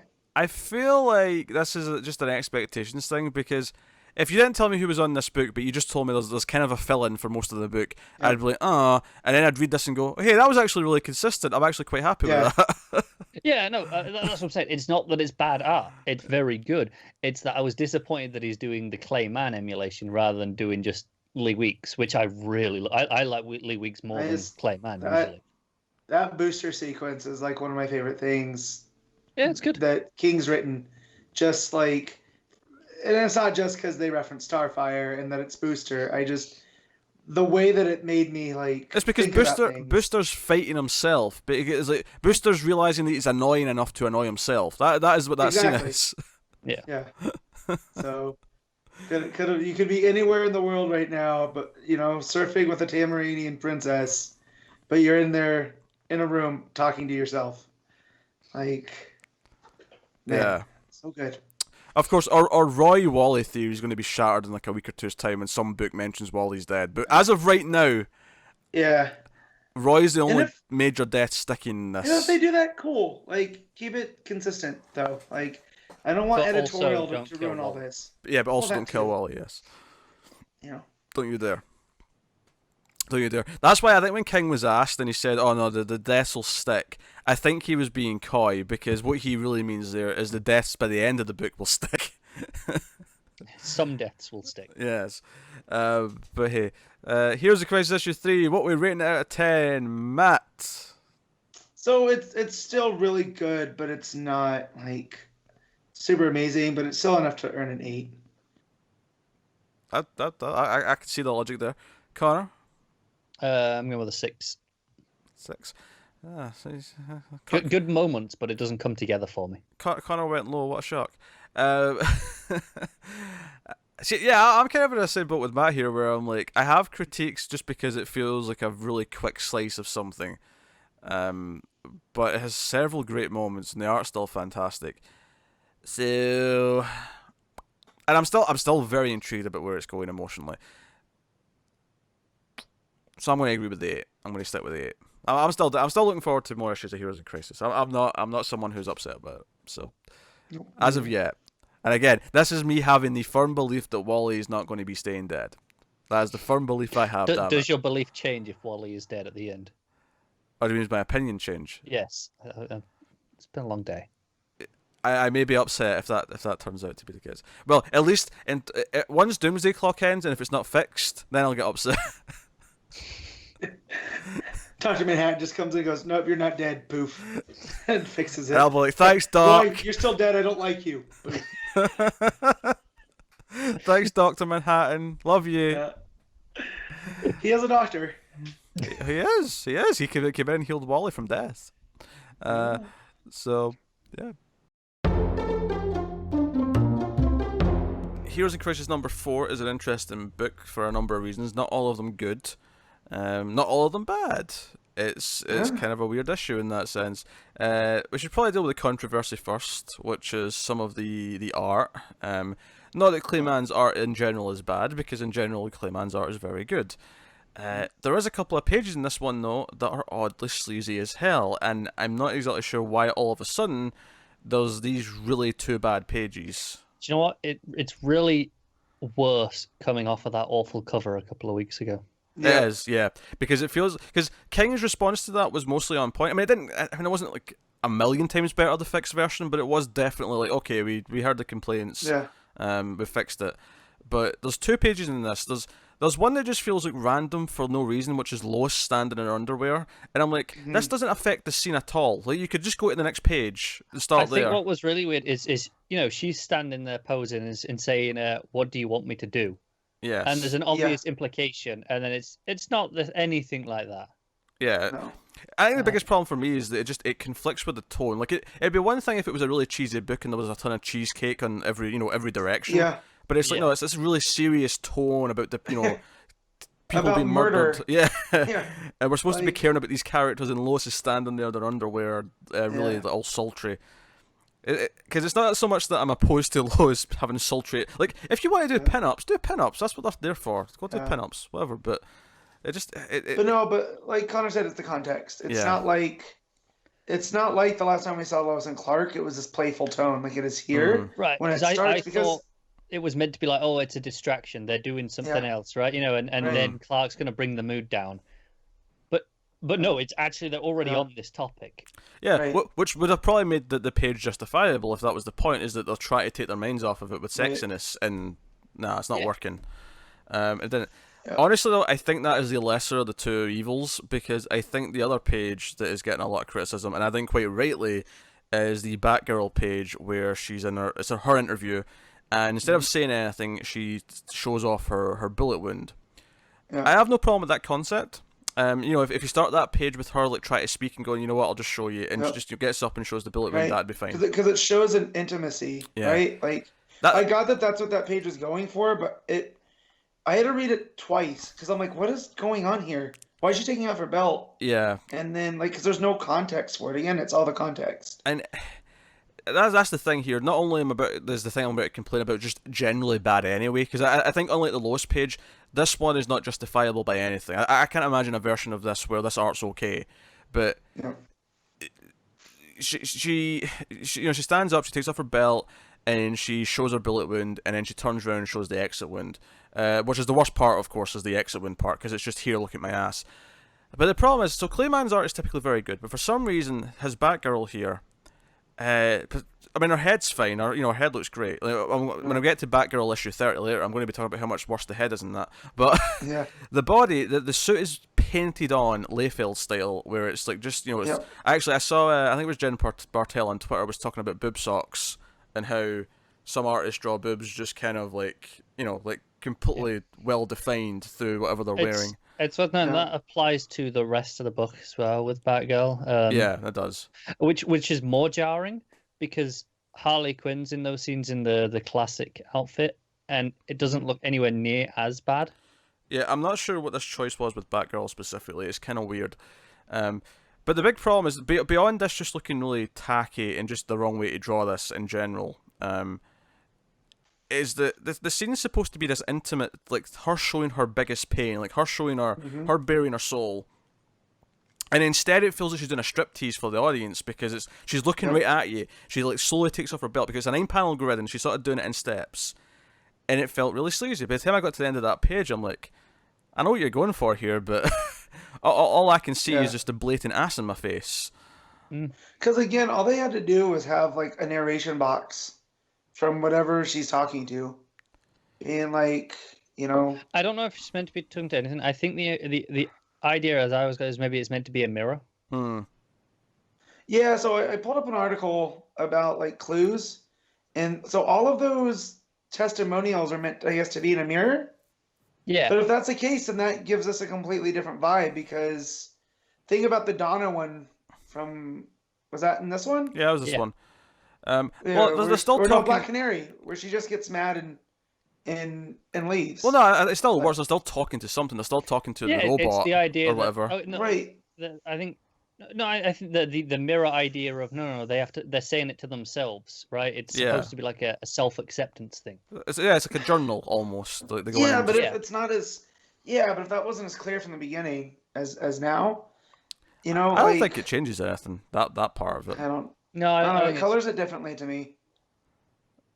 But I think it's just kind of the same. I mean, but I think the way the suit's drawn on her body makes it feel sleazy from the get-go, and absolutely under no circumstance should she have turned around and showed that exit wound. It was unnecessary, and all it is just here, look at my ass. That is all that panel says to me. Regardless of what the intent was, I don't know why anyone looking at this page thought this wouldn't come off anyway else. Yeah. So I don't know. So we have to get that out of the way because it is just bad. And Clayman's typically a very good artist, but this is the big black mark on this book, this issue. It's like you guys brought up earlier too. If the cover controversy hadn't come up, then it would be a little bit more forgivable. But like, I think we'd still be talking about it, but we wouldn't. I think it is heightened by the fact that because there's precedence. Now it feels more like a trend that the book has an ongoing problem, which is funny because I don't remember anything like this in the last 3 issues that made me go. No, it hasn't been. And I think that's the thing. It's because both these were Clayman, right? That cover was a man cover. Yeah. So it's like, okay, has he started doing something differently? Yeah. Because I don't recall ever having a problem like this with his work before. No, I remember praising it. And I think the rest of the art in the book's great. I think the facial expressions are great. I think the art for everyone else is pretty great. It's just this cheesecake element. I mean, the lowest one isn't drawn badly. The lowest one is just like conceptually the wrong thing. I mean, it's what we're talking about, how, you know, with the way that the Batgirl's suit kind of hugs her boobs, right? Lois is in a t-shirt and it's very natural looking. Yeah. Like it's a very like classy drawing. It's just in context. And also it speaks to the character too, because that's not, Barbara's never been that character, like overtly sexualized, and even with the redesign that happened a couple months back, that costume still isn't like it's here. You know, so it's not like this was Starfire, who that's kind of her character, is that overt sexuality, or even Wonder Woman, you know. So just the fact that it was a Batgirl and the way the scene played out. The Babs one is definitely worse in that this Lois page, if you just remove that from the book and tell me that's a pin-up drawing and put that on a wall as a poster, that's perfectly fine. It's a great drawing for that. Whereas the Babs one is like, well, hang on, why? Well, and to play devil's advocate here, if it was meant to make us feel uncomfortable, then I think mission accomplished. I don't think it's supposed to make you feel uncomfortable in that way. I think you're supposed to be uncomfortable about the wound and she's still living with that. Not it made me feel uncomfortable where look at her. This is a thing that I shouldn't be seeing. You know what I mean? Like. Well, yeah, I think you're supposed to feel uncomfortable in that she's bearing her soul to you, right? That's how you're supposed to feel. Right. But that's not how you feel when you read this page. You read this page and you feel uncomfortable because she's doing this and the artist is making it as sexy as humanly possible, which is jarring with the tone of what's going on. Which would be a problem in and of itself, but because I think you have the two main problems here. You have the art itself is just being kind of bad in how it's drawn the suit to over-sexualize it in a really sort of old-school comics way. And then you have the way it's presented in concept, where she's kind of staring at you, she takes off her belt, sort of pulls down her thing, and then, worst of all, turns around at the end to show off the ass. Those are two separate problems that fit into the same overall thing, but that's the two main facets here, I think, are the big issue. But yeah, so hopefully it's something it feels very tone deaf. I hope they, I think King's one who does take on criticism quite well. That said, he gets a lot of shit as well on Twitter. That's he made a tweet this week saying, "Hey, New Year's resolution, I'm going to start blocking people who, But anyway.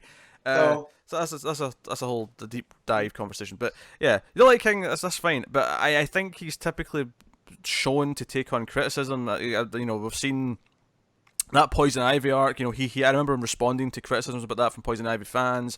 And it felt very humble. So I feel like he will take this on in some way.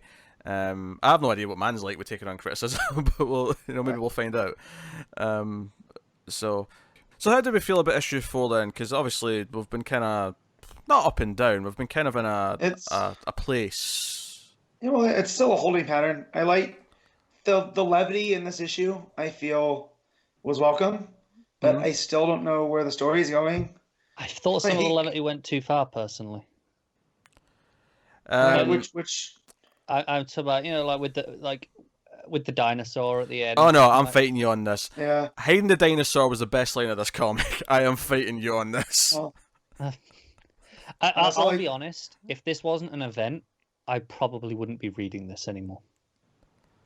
I think that's fair though, because I feel like Pete's been saying this to other friends of ours, is this might just read better in trade without the breaks in between. I think this is a book that if it sticks its landing, I think it'll probably read quite well in trade, because it'll all be one thing. Because I am 100% convinced now. I don't think there's any wiggle room here to say that this is not a mystery where there's going to be a reveal, that this is what's really going on by the time we get to the end of this book. And I think it's played as a mystery. I actually think I like this issue the most out of the 4, regardless of the problems that we've discussed with the sleaziness. It has probably my favourite scene, although overall it's one of my least favourite issues. It's Blue and Gold. Yeah, that one's pretty good. The fist bump. Yeah. Yeah. That was pretty great. Yeah. I really like the journalist angle. I like the fact that Lois is like, I need to kind of release something. They're sending me all these tapes. I need to talk about it in some way. And I like that she does it anyways, and she sends Clark to go tell the other two. Yeah, I like the Trinity. Kind of an Ozymandias moment. Yeah, I like the Trinity scene in the cave. I like the humor there. The fact that Booster's disappeared, so Wonder Woman punches the coin. I like the hide the dinosaur line. I thought that was funny. I also like the scene early on where Batman and Flash are investigating, and they're both like, "Oh, so we both know who did it, right? Yeah, we're agreed. Yeah, Harley. No, Booster. Shit." Yeah. Yeah. I read that in Grant Gustin's voice too. So just hearing that with his Flash, that was pretty good. But no, I like the Donna Troy opening too with Garth. Aqualad. What's his name? Garth Tempest. Taking him out and dragging him there, and then that really cool shot with the graffiti that makes up the title page. Yeah. I thought that was pretty cool with all the Titans. But yeah, there's a lot to like in this for all the stuff that I didn't like. But as far as the story goes, I don't want to say it's messy, because I don't feel it's messy, because I feel like it's very focused on what King wants us to focus on. It also feels the most fractured issue, doesn't it? In that we've got, okay, here's the Trinity, here's Batgirl and Harley, here's Donna Troy with the Titan stuff, here's Blue and Gold, here's I think Canary and Green Arrow. 4 out of 9, though, this is exactly the sort of point in the book where I'd expect it to just be like, okay, we've got a lot of things we need to continue, so they're all going to continue a little bit. I think the problem is, Green Arrow and Canary and the Donna Troy stuff and Batgirl and the Harley stuff, it doesn't feel like they're continuing necessarily. They feel like, okay, here are new things that that are for this issue. I agree with that to an extent. I don't actually mind how fractured it is, though. I think this is just this is a style of writing that I don't mind as keeping it this kind of separate. Like, we're kind of jumping around in little pockets of what's going on to build the larger story. I'm kind of okay with that. I did actually like the Batgirl Harley kind of side of it, where because it kind of ends where Batgirl finds Harley, is like, hey, Batman's going to find you, but I'm kind of willing to hear you out in this, go and like try and solve this.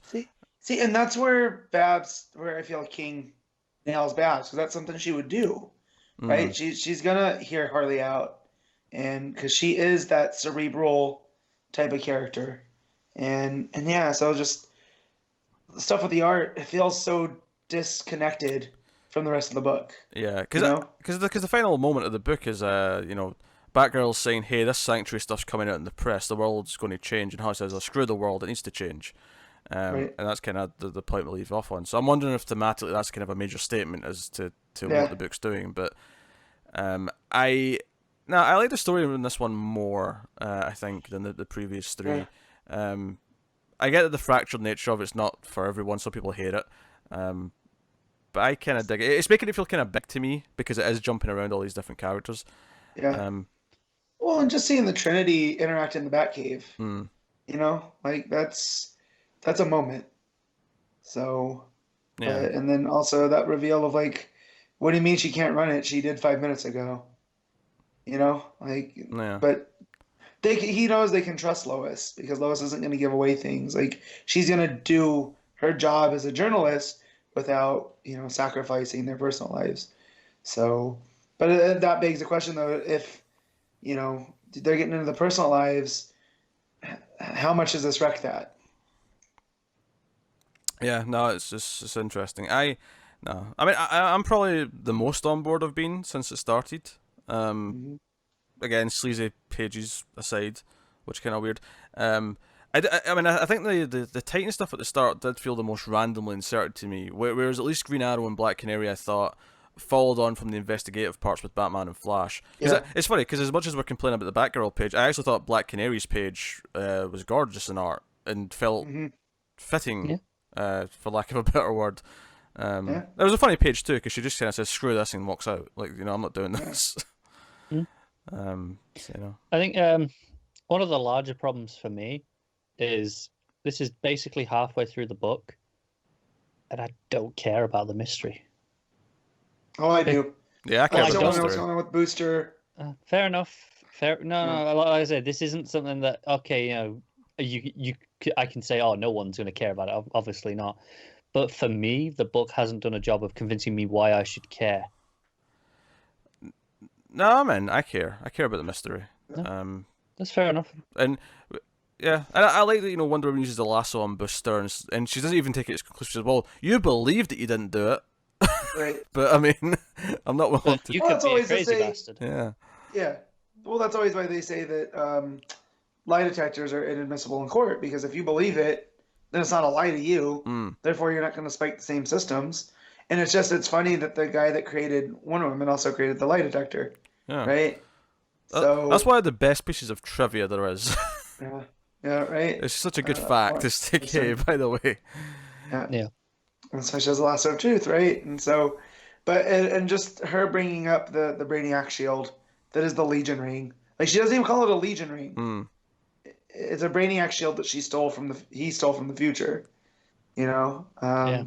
So there's these little things that I'm picking up on that I'm really enjoying. It is weird that it's not working. You know, are other powers not working? Is that why Harley could smack Wally so easily? Like, I don't know. So the same article that I read was that they were breaking down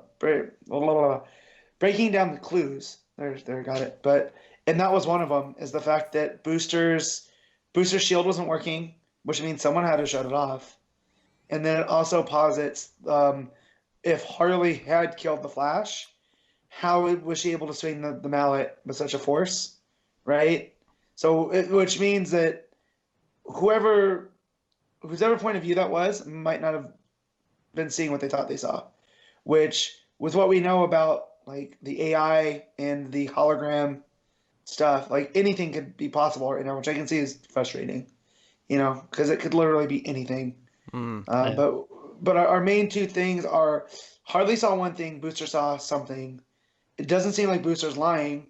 Harley's known to lie, So I feel like it's playing with what we know about the characters. Yeah, and to be fair to Harley, I feel like I kind of trust her though. Like I feel like Right. I'm not ready to throw her under the bus. I mean, obviously just because of the fact that I don't think we're going to end the story with, oh, by the way, Harley killed all these No. heroes. She's going to prison forever.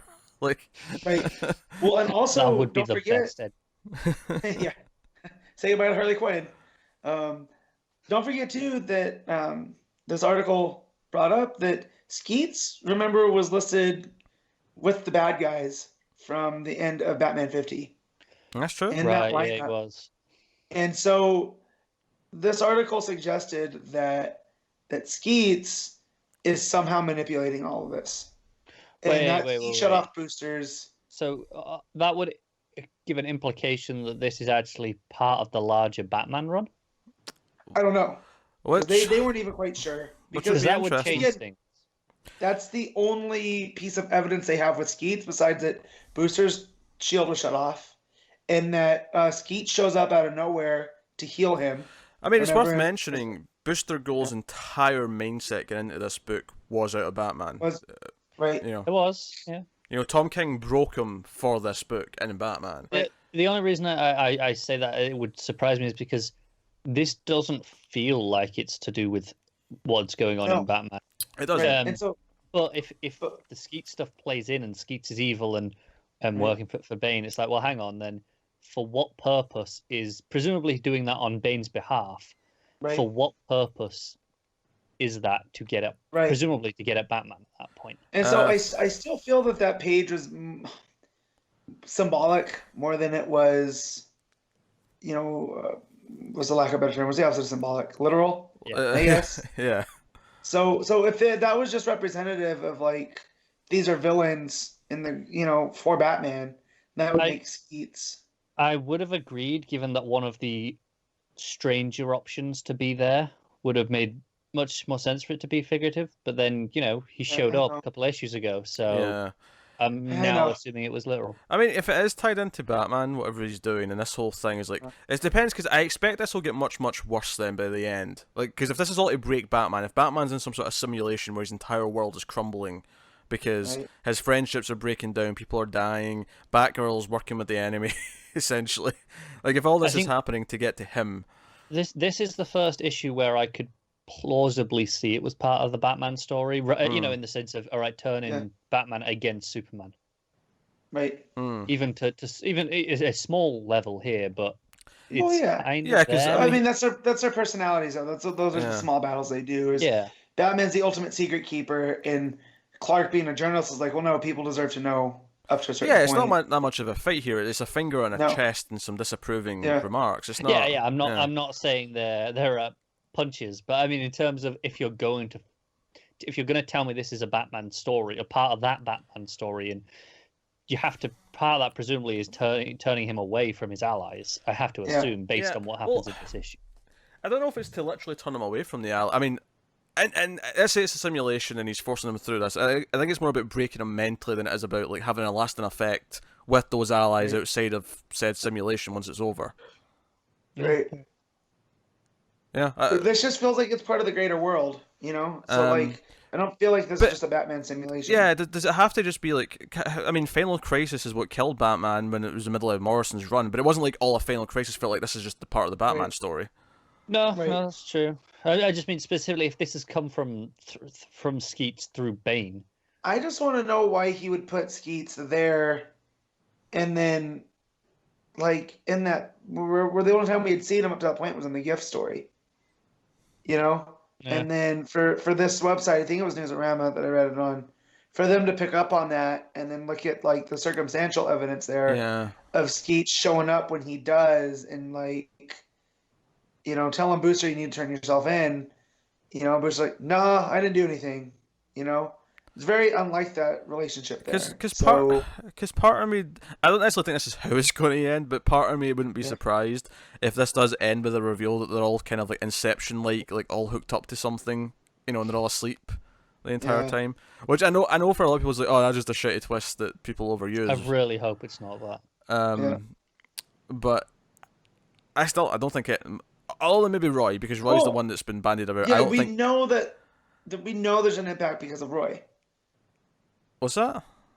we know there's an impact to the greater outside world because Roy dies. Oh, sure, but yeah, never really but told how Roy dies. Yeah, but we're pretty So- sure though that none of the other deaths are going to stick. Like Poison Right. Ivy and Wally are not sticking. I'm calling Right. it.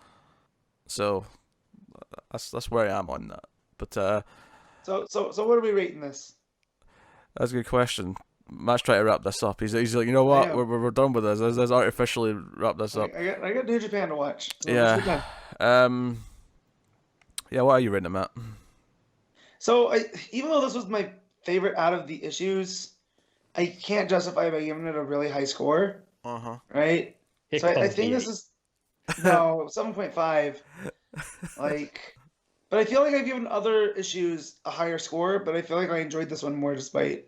Oh the yeah, flaws. no. It's weird. If I'm rating this, I'm also gonna give it a 7.5. But I'll tell you right now, I like this one the most. This would easily be an 8.5.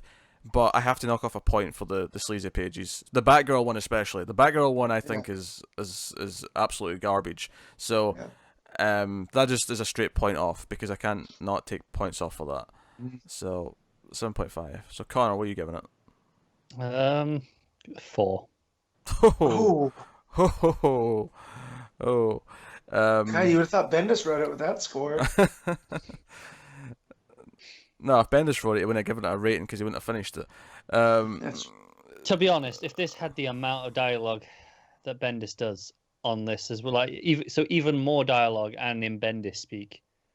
Oh boy, no, I would not get through an issue with this. I don't think there's a lot of dialogue in it. I think No, there are he's just saying- pages where it feels like there is a lot of dialogue, but if it was Bendis, it would be turned up to a lot more. Okay.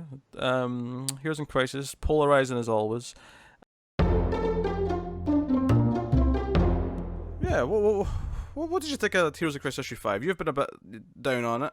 I mean, a lot of people have been down on it, admittedly, but I thought it was another issue of Heroes in Crisis. No, I mean that seriously. In that, I feel like this is possibly the most decompressed it's been. Yeah, obviously I'm not feeling it. This was another one where I'm just there. I'm not really feeling it. I did find Babs' voice a bit off. Maybe that was just me. No, there was a line of dialogue which said "Batman, you rock" or something to that effect, and it really stuck out to me as weird. Yeah, okay, so it wasn't just me. Yeah, That's no, fine. that line was weird. That did stick out to me. It is worth mentioning, Matt has read all his books. He has sent me his ratings for every book, as well as his obviously top 5 and so on. So No thoughts at the end of each book, though, right? no thoughts, no. But he did give me a nice. I mean, to be fair, this was still 11 books, all rated. So I mean, he put in some effort to He did. this. He did. So credit to him. He didn't skimp on the reading, even though it's Super Bowl week when his team's in the Super Bowl. It is. So here's Also, where you got Travis Moore from? I look at the credits page. He's in the pizza box in the fold. Oh, okay. It's weird that he's not on the front page, on the front cover. Oh sure. I mean, he's just like a fill-in, I guess. So didn't get. Yeah. But usually they still get a cover credit.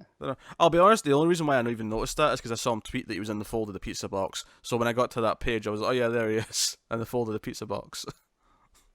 Yeah. Okay. Yeah, 8, 12, and 13. So Booster Gold and Blue Beetle are kind of planning to try and like exonerate him by solving the crime, and Blue Beetle wants Because of course they are. wants to try and steal evidence from the Flash again, even though it failed miserably and got him locked up the first time. His thinking is that it's the dumbest thing possible, so the smart heroes won't think of it because it's so dumb. I don't think he's wrong. Yeah, we have more interviews, of course, throughout as the entire series has had. Babs wants to use Skeets to try and track down Booster Gold. And again, we get that weird line where she says, Batman, you rock, Yes. with the thumbs up as well, which, I don't know, feels really weird. A little conflicted. Batman says, "Oh, Skeets, he's been checked. It's all fine." And obviously, we saw Skeets down with Bane, right? So, what's going on here? Yeah, I mean, Babs, like, him letting Babs have another pass because she's Oracle and is good with computers makes sense, right? Fine. Yeah. Sure. I'm not sure, though. The art's typically pretty good, right? As Clayman is, right? Clayman is typically a very good artist. Drawing Batgirl, for some reason, he struggles with making it not look bulky and busty, I guess. Yeah. Like that first page where she's kneeling down. I mean, it's not as bad as some of the pages that he's drawn with her, but there's something about her that just feels a bit much. It's definitely not as bad as the last issue, though. No, in fact, speaking of that, there's the following page, Lois is with Clark, and this is exactly the tone that he probably wanted for that last scene with Lois and Clark. You know, because it's more normal. She's in PJs. They're kind of hugging. This feels a bit more in line with what we'd have expected. But they're basically talking about the fact that the Sanctuary story's out, and how the public are starting to not trust heroes because this place exists, and they didn't know about it. That they were being lied to about it. So I mean, the issue kind of builds up to Superman making this big speech with Wonder Woman on TV, where he talks about heroes being human, and this shouldn't terrify you. This should comfort you that they're humans like you, that they need help, they have problems, and that kind of thing. Which is I think is probably the standout thing of the book, this issue. That I think people who have enjoyed the issue probably latched onto that. I think more than anything else. I would have assumed so. Yes. Because it is a really good speech, really good scene. So I'll admit I did get kind of amused that Harley keeps thinking of new ways to like kill people, you know, or different words to use instead of kill, and Babs keeps having to correct and say, "No, Harley, that's still killing." Yeah. It's like, I'm not gonna kill them. I'll just murder them. Yeah, I get that. I was kind of into it, for the most part. So we get to Superman making this big speech, and we see like various characters around the world reacting. You know, Jim Gordon's there, Blue Devil's there. Yeah, I thought this was actually kind of a weird sequence as it went on. You know, once we get into the stuff overlaying it with all the other heroes. Well, yeah, because it's interesting to know that King was implying, it was teasing that this book has a tease for what his next book's going to be, and you know, in the same way that Mr. Miracle is a 12-issue book. Right. Okay. So people are thinking either Adam Strange or Mr. Terrific based on the page with those two. Okay. I get that, but then like, you know, the sequence goes on and we go through all these other heroes, and I don't quite get a lot of none of them have any relevance to this story, right? So it felt a little strange to choose all of these to me. Maybe there's a reason I don't get yet, but I don't know. That one was weird to me.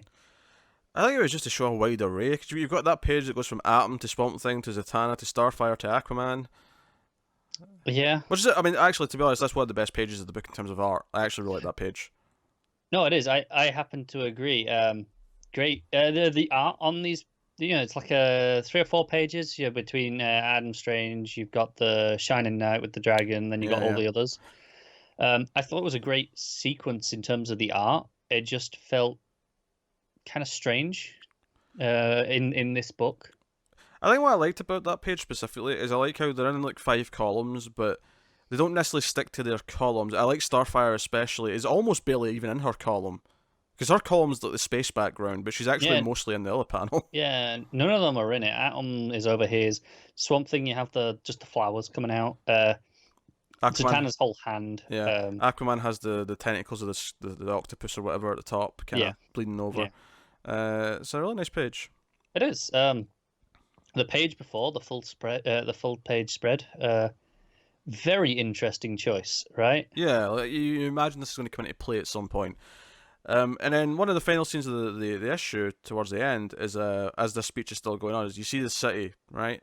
I don't actually know what city. I'm going to assume Gotham based on the blimps, but I mean, based on the blimps and the bridges, I would agree. Yeah.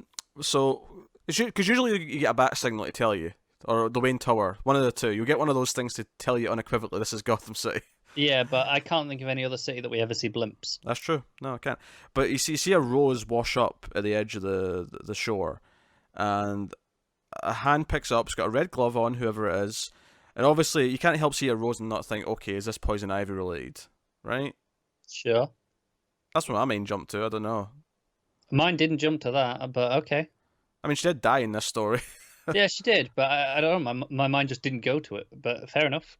That's where my mind went, just because she's been a feature in this story. I'm not suggesting that's who this is. This looks like a man from the shadow. But again, I have a guess based off the very next panel. Oh, go on. What's your guess? Well, the next panel is we need to discuss what Booster and Ted found. Mm-hmm. Which is that, Booster specifically is that Wally's body isn't right. It's 5 days too old. There's been Yes. some time travel shenanigans. Hmm. And, I'm seeing a red glove. I got reasons to assume that this might be the time travel shenanigan Wally. Cool, cool. If there's time travel shenanigans already in play, then us fixing this by the end is again back on Suddenly the table. easier. Yeah, it's back on the table. Now, Because, admittedly, this week finally killed my theory that only Roy was going to be addressed in any other books, but I mean, we'll get to that in some of the other books. Yeah, I think that unequivocally says this is not any sort of simulation. Yeah, but time malarkey still very much on the table. Yeah. It's still very much on the table. And again, this is the thing, like, even if you think I'm in denial about Wally, I'll keep coming back to it. There is no way Poison Ivy's staying dead. There is not one iota of possibility that Poison Ivy, one of the most merchandise selling machines that DC have, is staying dead. We will see. You're the one who likes Poison Ivy. I do. I just want. You know how I say this all the time. I want consequences to stick in these books sometimes. Not in this book, I don't. Well, that's the thing. I'm conflicted because obviously I don't want Wally to die, but I want people to just be dead. Damn it! I want consequences to stick when I feel that the death was worldly and earned. All these characters dying off panel is not a worldly death for any of It's them. not. It's not. But that bothers me almost slightly more. In that it's even worse in that how cheap it is, right? For the moment at the start of the story. Yeah, how cheap it is depends on. Okay, here's one of the biggest problems this book is going to have in the long run. And by the long run, I don't mean in the future. I mean for anyone who's been reading this monthly. When you get to the end and Wally's alive, it's going to have no impact. Because no one thought he was dead anyway. I think this book lives or dies for its legacy at the end. Based on what its point is. Like, what point does it make at the end? Because assumingly there's going to be a point. I would assume so, yeah. Assumingly. That's not even a word, is it? I think I mixed up assuming with presumably and came up with I think assumingly. you did. Yeah. Yeah. But presumably there's going to be this point at the end where there's going to be like a final thing. This is what the point of the story was. This is what the message it was trying to get out. And maybe a big part of that is what Superman's saying in his speech is that heroes are people too, and they have fears, they have trauma, they have all these things that regular human beings do, and we have to address that. They need this kind of thing too. They need help. Yeah. And that should comfort you because it means they are more like you. They're not these separate entities who are infallible, right? That should be a comfort if you really think about it. But of course, most people won't. They'll just jump to conclusions, blah blah blah.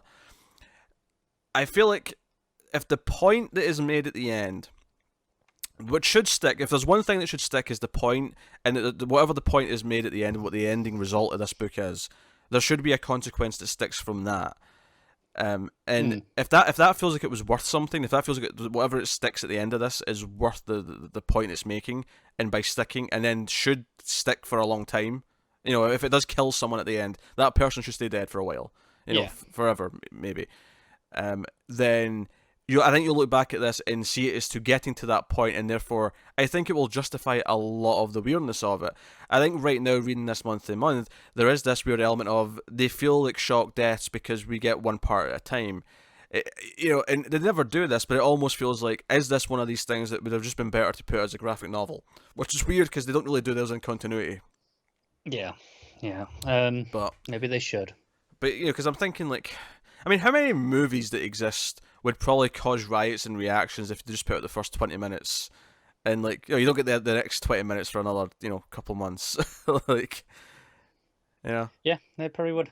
I mean, TV handles it very well, and maybe that's what comics should be kind of. If they're going to ape another format, they should be looking at TV and how they handle it. But yeah, and obviously, TV's come a long way over the years, as comics, of course.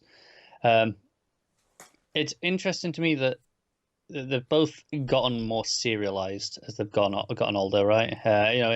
Especially in the modern digital age where it's much more accessible to go back and read stuff. Yeah, they both have, absolutely. I mean, comics kind of did it first, almost to the point of too much, when it was hard to keep track of all these things, and because comics got very continuity heavy before the trades were even a regular thing, which is a nightmare to think about.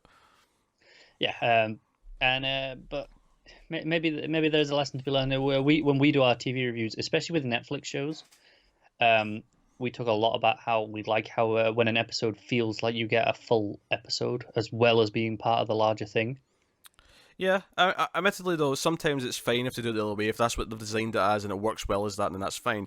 I think the big difference between that and a monthly comic is that you do, even when we watch them episode by episode, we do it every other day. That they're fairly quick coming, and it still functions in a way that works. I think the problem with a monthly comic like this is that it's hard not to see all these deaths as shock value in order to make people want to come back and read the next issue. And I'm going to stick up for King, and I don't necessarily think that's what he's thinking when he writes it. Like, I think he's got his final point in mind, and he wants to, like, you know, build this story up. And yeah, in his head, because he already knows the ending. Yeah, it's hard to look at it from a point of view with someone who doesn't, right? Yeah. So I feel like he's not getting with this. Oh, this'll you know, this'll make them all enraged, and they'll come back next month. Like, I don't think that's what he's thinking when he's writing it, and maybe that's a fault that he doesn't predict how people are going to take his story. It's, you know, at the earlier points. Yeah, he's certainly not the only writer to have this problem. Oh, absolutely, he's not. Because King, for the most part, seems like a fairly reasonable guy to talk to. You know, when anyone ever criticizes his work on Twitter or something, he tends to be quite responsive to it and talk about it and whatnot. Obviously, I've not been into this story, the writing in general, lately. But I'm not gonna, badmouth him as a person. No, he seems like a very reasonable dude. I think if he has a fault, it's that he doesn't necessarily think about people reading his book month to month and how they're going to react to each issue. Or at least if he is, he's maybe misgauging the reaction it's getting. Between this and where we've been in Batman for the last, handful of issues, I definitely think it's something that he could do with looking at as he progresses in his career. Yeah, but, I mean, obviously he's still, relatively speaking, quite a new comic book writer, new to the medium. So it's only been a few years, really, when you think about it. I mean, Grayson was his first book, and that was co-writing. I mean, he might have done a few other things smaller before. I'm not sure. It was definitely his first. It was his first book at DC, but he'd never done like an ongoing at Marvel or anything. Because obviously he did Vision soon after, during Grayson. I think during the tail end of Grayson. Yeah. And he did Omega Men around that time as well. And then it was right after that he was Batman. I mean, the biggest book in exactly. comics, or DC Comics at least. So like I say, he's still, relatively speaking, a newcomer to working in the medium. Maybe it's something that he can look at as he goes forward. Yeah. So, and I'm aware that he's probably done a couple of indie things before he went to DC. Like, I don't need to be corrected on that. I know that, but yeah. So I mean, it's funny because I have liked elements of this book a lot more than you have.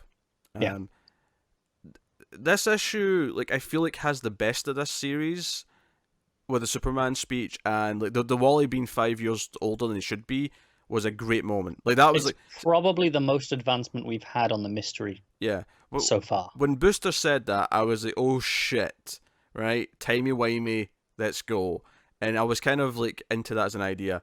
But it also, like every time it cut to an interview of one of the heroes, who for the most part in this issue are kind of small time heroes, most of those weren't really landing for me anymore, and I almost started to feel like, I could probably do without these interview pages now. They're starting to. There's too many. Like don't get me wrong, there are bits that I like in them, like I think it was the Protector, the don't do drugs.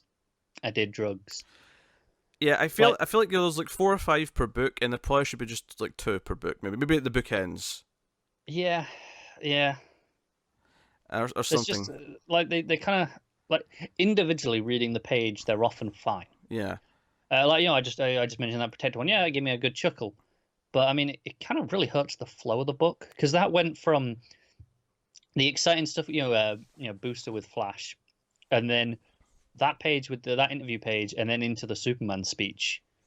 I don't know. It kind of really just took me out of the moment of the flow. Assuming this does not anger me at the end, I genuinely believe, and I've said this in a few of the issues, but after issue 5, I genuinely believe this will read better in trade.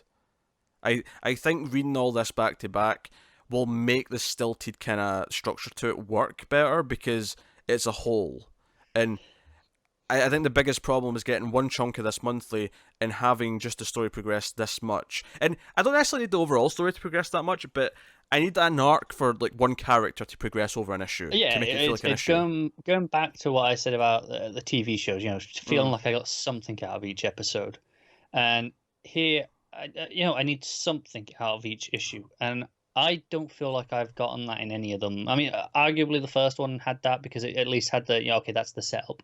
Yeah, the discovery of what's going on. Yeah, but since then, I don't feel like there's been okay. That's the thing. This issue that will have as the ongoing plot arc that while everything else carries on around it. Yeah, it's a murky one. It's funny because some people are just like, oh, I hate this. This is like horrible DC. We're back in New 52. It's Didio telling King to like kill tons of people, and that's like the most cynical side of it. That's when you get to doom and gloom. And I don't want to jump down that hole because I don't feel like it is just that. But at the same time, it does have all these problems. It's hard to kind of. I do think I can be very okay with decompressed storytelling. If anything, I prefer it because and obviously you like Bendis, but I see it a lot with Bendis is even Naomi issue 1, which me and Matt both loved. Me and Matt both raved about that book and gave it a 9. I think he gave it a 9.5. I see people saying, "Oh, not enough story happened in this issue. The comics are too decompressed," and I'm like, I kind of like this level of decompression. To me, this is kind of what good serialized storytelling does. But whatever. No, that's fair. I think here though, when we are this issue is the midpoint. Yeah, this is the middle of the main issues. Only just got our first clue, really. With this Wally thing, that's the first proper clue to the mystery, as far as I'm concerned.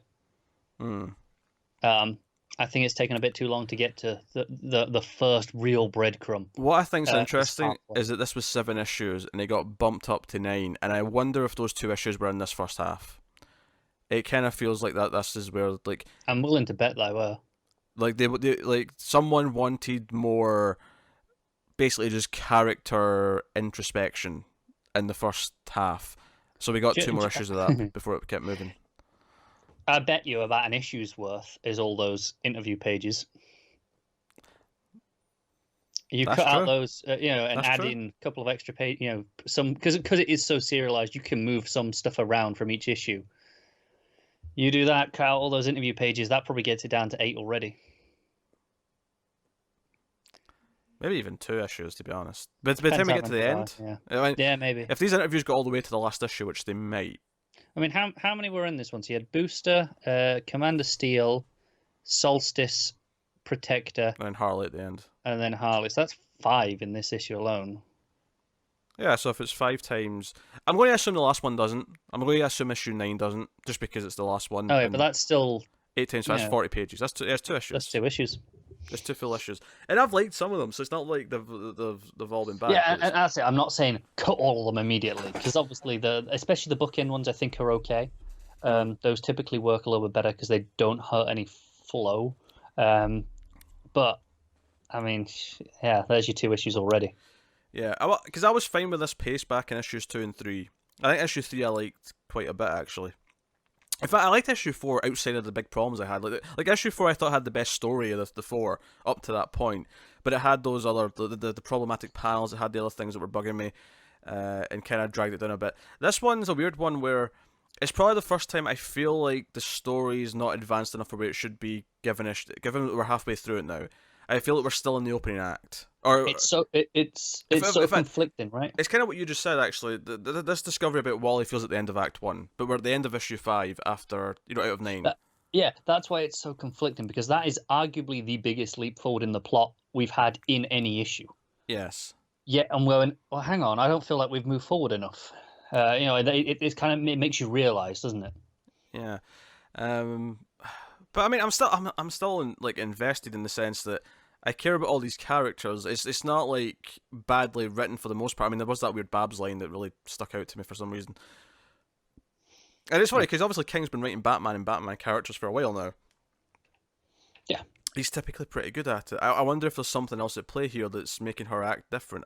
And I don't think there is necessarily, but that line stuck out to me as being like, that doesn't sound like Babs. She doesn't feel like there's anything causing her to act different. just felt a bit off. Yeah, because the rest of it's fine when she's jumping. Because one of the other nice pages of the book actually is her jumping with Harley off the building. You know, it's during Superman's speech, like they're kind of leaping and it's like all shadowy and there's it's a nice panel, it's a nice page, and she's like Harley, don't kill, no killing. And I'm like, okay, this feels like Babs, but Batman giving the thumbs up to Batman and saying "you rock" feels oddly out of character. Like, and it's not so much that Barbara Gordon doesn't have that sense of humor, and I can see her saying that to other characters. I've never seen her speak to Batman like that. She's usually a little more formal with Bruce, and not like really like strict. Like it's not like like a student and a teacher sort of formal. Yeah. It's just I feel like her sense of humor just maybe lends itself. Like I can see her being cheesy like this when she's like with a kid she saved or something like that. Yeah, even with Dick. But to other heroes, I feel like it's more of a snarky, not in a bad way, like a fun snarky kind of. Like sarcastic. Yeah, but maybe a bit sassy if you want to throw that in there. Just a little bit of sassy. Whereas this just kind of felt cheesy. It was almost like she was being sarcastic with him because it felt so off. Yeah, and to be honest, even some of the Batman dialogue felt him going, "Oh, I'm Batman. I don't do press." I'm like, I know that's technically true, but it just felt like a weird line for him. No, that's fair. All right, what are you rating it? I'm gonna go with a 4.5 in that I feel very similar to how I have been. Slightly better than the last issue in that I got some advancement, but also a lot of pacing and structural issues as I'm reading it. I'm gonna go with a 6. There's still things I really like in this book. Some of the problems are mounting up a little bit, but I was really excited by the Wally revelation. I like the Superman speech. There's some really nice pages in here, but Bab's dialogue was a bit off in a couple of panels, and her art was a bit off in a couple of panels. It's almost like no one, even in like Batgirl's own book, which I'll be talking about later, it's almost like no one right now who's drawing her knows how to draw that bat symbol over her boobs in this new costume. Like, it always seems to be kind of skewed or weird, or like, how do we put this over her breast? No one seems to know how to do it right now. With the possible exception of, who was it designed? It was Murphy, wasn't it? Oh, Murphy, it was Murphy, yeah. Like, Murphy seemed to know what he was doing because he designed the suit. Everyone else since seems like they're struggling to make it look right in any pose other than just standing upright. Yeah, that's fair. But hey, so I give it a 6. Matt, he gave Heroes in Crisis a 7.5. Let's remember though, that's on the lower end for Matt. I mean, I'm going to take a guess and say the extra 1.5 over me is purely that Superman speech. I'm going to call it right now. He's not here to tell me that, but I'm guessing it. The first day, obviously, is Tom King, and it's Mitch Gerads and Clayman on the art in this issue. Mainly Gerads, but Clayman's still in there a little bit. I think the first thing I'd say about this is that I think there's probably too many issues. Yeah, definitely, because remember it was supposed to be 7, right? And then they added the 2 flanking issues, and then they just made it 9. Yeah, and I really wonder if like they've extended it too beyond what it should be, because there is some stuff in this that I think is good, but I was really feeling just because we've had a few of these issues now where it's very fragmented between just 2 or 3 characters, and it's just kind of. This was the first one where I really felt like I don't know if I got a full issue's worth of actual reading material in this one. It kind of just felt like little snapshots, and I'm like, I don't know. I felt a little unsatisfied as a comic book. For the content of what it was, this felt like it would have been the perfect, like, out of 7 issues, this would have been issue 4, right? Right at the midpoint, where we have all these questions, and then we get this really big bang of an ending, right? And then the following 3 issues would be like, okay, now we're moving. But this is issue 7, so it's like, well, what are we doing? Yeah, we've got, 2 issues left? Yeah. So, it's weird. That said, I really liked what I read here. The content, I feel like, Narc ruminating about what life is, I never thought I wanted to read something like that. I have to admit, I felt like that was dragging down the issue a little bit.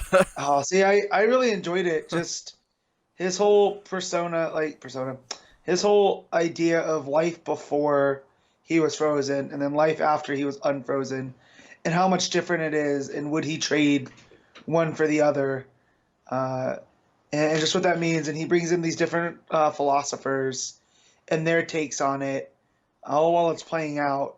And he's writing a mammoth. That's pretty cool. Like, I'm a sucker for stuff like that.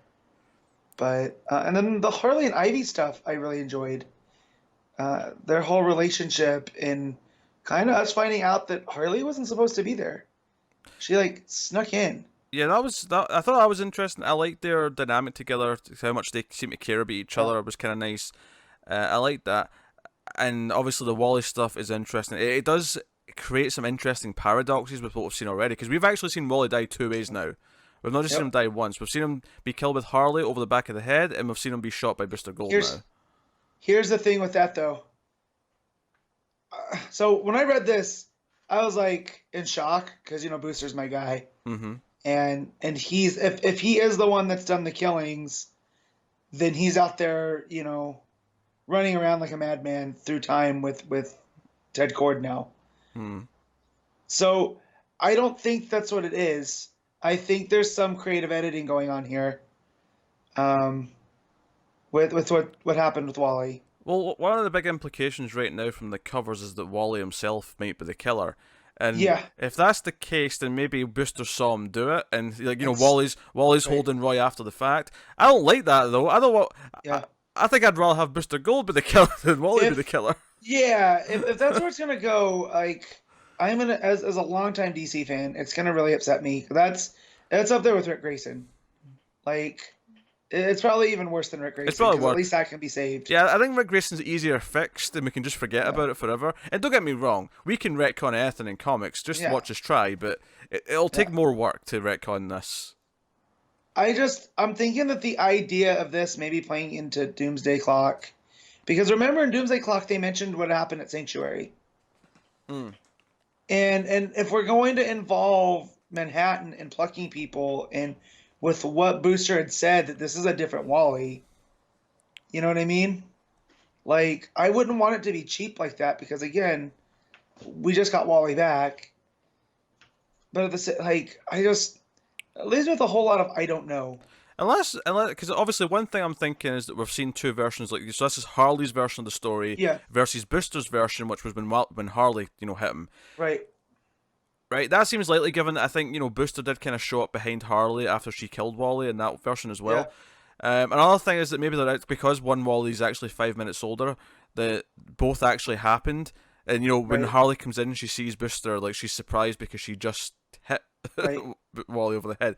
I don't think that one's as likely, just because again Booster's in both versions as well. So I'm not sure. I mean, I like the build up to it. I liked the alarms going off, and I liked Ivy saying I'll be back in a minute kind of thing. Like, there's some details of that I enjoy.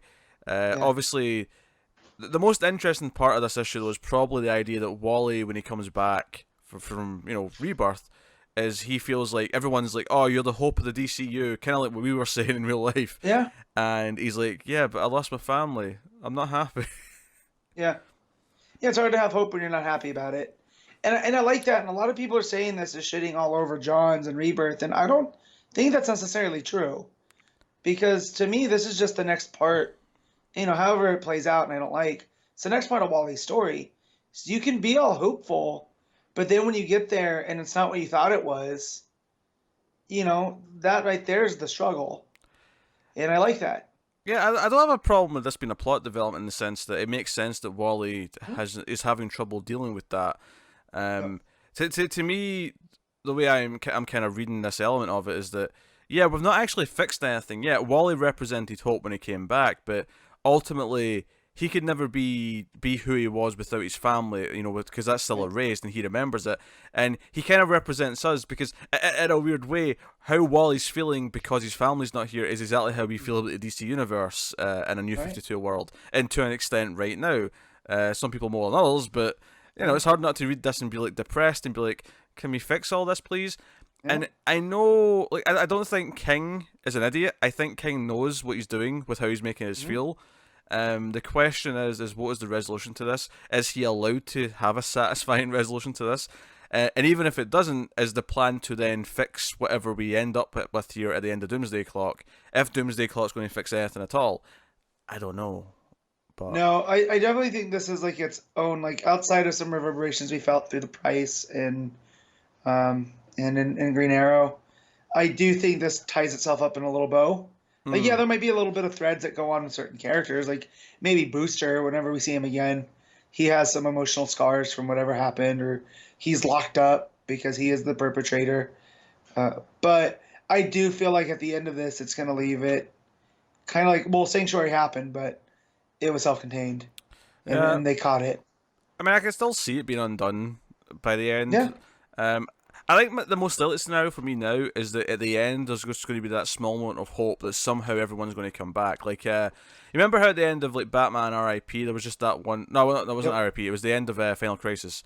There was that one page of like just like someone in a cave, but you see the shadow of the bat, and it was like, okay, he's really not dead. There's someone, he's out there somewhere. I feel like it'll probably be that, knowing that the end of Doomsday Clock or whatever is coming. Is going to bring people back. I'm expecting Brightest Day 2 Electric Boogaloo, basically, at some point. Because Ivy's not staying dead. I'll tell you that right now. There's no way Ivy's staying Ivy's dead. too important to Harley. You know what I mean? Like, that's what I really loved here, is it felt like Harley's conflicted. Because we get this a lot by depending on who writes them. Like, Harley and Ivy have like a thing, but Harley still has feelings for Joker. It's very complex. And here, Tom King hit that all in a couple of pages. Oh yeah, she's killing Joker over and over again. Yeah, and on the holodeck, basically. Yeah. And they're bringing up different versions of him, and he's telling these really lame jokes, and Ivy's taking a lot of joy in killing him, with the different vines and plants and stuff, which I also like because that gives us a peek into her psychology of either this is her girlfriend or her best friend, however they're choosing to portray it. This guy is toxic for her, so of course she takes pleasure in getting rid of him. And I just, again, it's all very, I don't want to say subtle because it's not that subtle, but there's not a clear cut answer. I'll tell you what, just to piggyback back on you said Ivy's too important to Harley. I'll go one more cynical step as to why Ivy's not staying dead. Ivy's far too popular and sells too much merch to stay dead. Yeah, that's true too. Is the more harsh truth of the matter. That's true. Which is why I think she's actually safer than Wally is long term. But obviously, I'm rooting for my boy Wally. I'm rooting for some sense to prevail in DC offices. I mean, Pete, you're talking about three of my favorite characters being forever changed by this event: Booster, Wally, and Ivy. Like, it's heavy, but again, I really enjoyed the narc stuff. I know you thought it was kind of, it put the brakes on the story and kind of drug it. It was okay. It kind of felt like at this point I'm done with these random side tangents with characters that are not part of the main story. Because we did this a few times. We had like Blue Jay, and we had a couple of characters, Hotspot, Lagoon Boy. Yeah, Lagoon Boy. We had a few of them in the first like 2 or 3 issues. And it was fine to introduce the idea of Sanctuary. I think at this point, now that we're post like the plot swerve of Wally's body's 5 days too old, or Lois has got getting these tapes and these secrets about Sanctuary, and the story's broke. Now that we're at this point in the story, I'm kind of done with the random side tangents of all these minor characters who ultimately might not really factor into the plot that much. Whereas Harley and Wally are key to what's going on. They're the main focus. Whereas I almost wish these were kind of tie-ins of these side stories of what was going on at Sanctuary. So it kind of builds out the story. And if you didn't want to read them, you kind of wouldn't have to. I could see that. I could see. I don't know if I one shot because I don't know if anyone's buying a Heroes in Crisis Narc issue 1, but I could see like a collection, Narc, Lagoon Boy, and Hotspots, and that could be under Heroes in Crisis Case Files or something like that. Yeah, yeah, that's what I'm talking about. I think that would have been fine because again, I'm enjoying the content. I agree that the pace is really off right now, and after the last issue ended with how it ended. And then we really don't pick up with Booster at all this issue. Yeah, we have to wait. Because for me, the revelation about Wally's body was the biggest thing at the end of the last issue. Yeah. It felt like a turning point in the series. And this kind of felt like it just went back into the early issue mode, and that was kind of frustrating. Because I compare it to Mr. Miracle, Tom King's other work, which we all praised, and I think almost every issue of that is very standalone and memorable in its own way. You can see, okay, that's that issue. It's the issue where he finds out she's pregnant and they're going through the events to Yeah. each issue is like this perfect kind of story on its own. I don't think this issue in my head, a couple of months from now, I'm going to be able to really differentiate between, before and after it, really. Yeah. No, that makes sense. I agree. What'd you think of Gerard's art? Or Gerard's? I always forget how to pronounce Gerard's, it's a hard G. Gerard's. There you go. Well, I'm not going to 'Cause- criticize you for it, because I said No. soft G until I heard Tom King say it once, and I was like, okay, it's a Yeah, hard G. it's I read it one way, but when it comes out of my mouth, it always sounds weird. So I always question myself, right before it comes out. But I've seen a lot of people. I don't want to say complaining, but saying that his work seemed a little bit like sketchy or rough. But I really enjoyed it. It was a nice change of pace from Man, especially because we were talking about some of the overt sexualization in some of the early issues with Man. There's a page with Harley and Ivy, and they're drawn like actual people, like their proportions and the way they're dressed. Like we were talking about boob socks, right? Yeah. And they didn't have that look at all.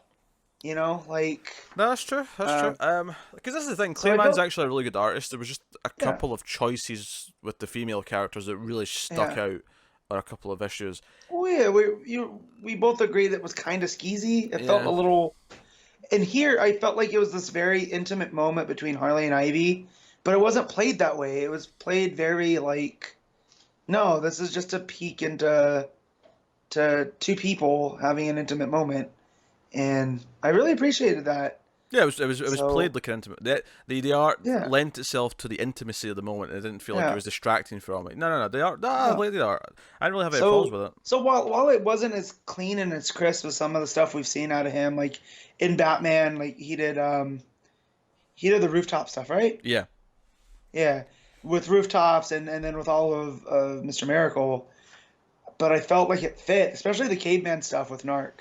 I felt like that heavy scratchiness and rawness really matched there. But then when it came time to tell modern day stuff, I thought his Wally looked good, his Harley and Ivy, and then I'm trying to think of some of the other characters. Booster, like that last panel with Booster and Harley. Well, not the very last, but the last one that he draws with the surprise and stuff. I thought that was a really well done moment. Yeah, actually, I really like the pages all white with Wally kind of reaching his hand Mm-hmm. through it, saying "wait, slow down," which could be taken multiple ways. Is he saying "wait, slow down" because he's like going to kill someone, or is he saying "wait, slow down" because he's trying to like help whoever's there in front of him? Right. We don't get to see who it is. Right. So, but I like that page a lot. It had this. Also, if foreboding. it is Wally, like I just had this thought, and he snaps because he's lonely, Mm-hmm. I want a really good reason. And as of right now, I can't think of any. Like, I get that loneliness is a big, big thing, especially in modern day with everyone's kind of compartmentalized with social media and their devices and whatnot. But enough to go on a killing spree, I need to see the story there, Yeah, hopefully if it is, they somehow justify it. And even if they justify it, I won't necessarily like it as a development. Yeah. 'Cause what it does to the character for the next several years or whatever. Yeah. But we'll see where it goes. I'm hopeful because the issue 9 cover's really teasing it, and I'm hoping that because it's really teasing it on the cover that it's actually a swerve. It's not really going to go down that route. So we'll see. Is it Wally from a different universe? Is it a Wally from whatever? So no. So I'm mixed in the issue overall. I think the pacing here really felt weird, especially after we left the last issue. And I don't think it stands out enough on its own as an issue with its own story, but it does have some great moments, and there's some great character little beats in there. So it's yeah. What are you rating them at? I guess is what I'm getting. So to. I'm gonna give it an 8. I'm pretty high on this issue. Okay. Yeah, I like the ruminations and but the pacing's a big problem. But I really like the art, and I don't want to say it's an upgrade. It's a nice change. Like it kind of refreshing things. Yeah, I'm going to give it. I'm going to have to go 6.5. I was going to go 7, but I think I'm feeling murky in the pacing right now, and I think because of that I have to go with the 6.5. But it's yeah, it's maybe a little bit too long. I'm obviously we'll get 2 issues left. We'll see how it ends up in what, April? That's the last issue, April. Yeah. Yeah, I think so. But yeah, I saw over social media and in our group and stuff. A lot of people were kind of down on this issue, and I get it. So I shouldn't be surprised. But yeah, no, I liked it, I think, more than most. Connor on Facebook just said, "Okay, I'm actually not sure I want to bother finishing Heroes in Crisis." So he clearly did not like this issue. No, I've got to read that. I've got to be up to date. I can't not be. Yeah. So I'll stick with it, regardless, even if I end up hating it halfway through.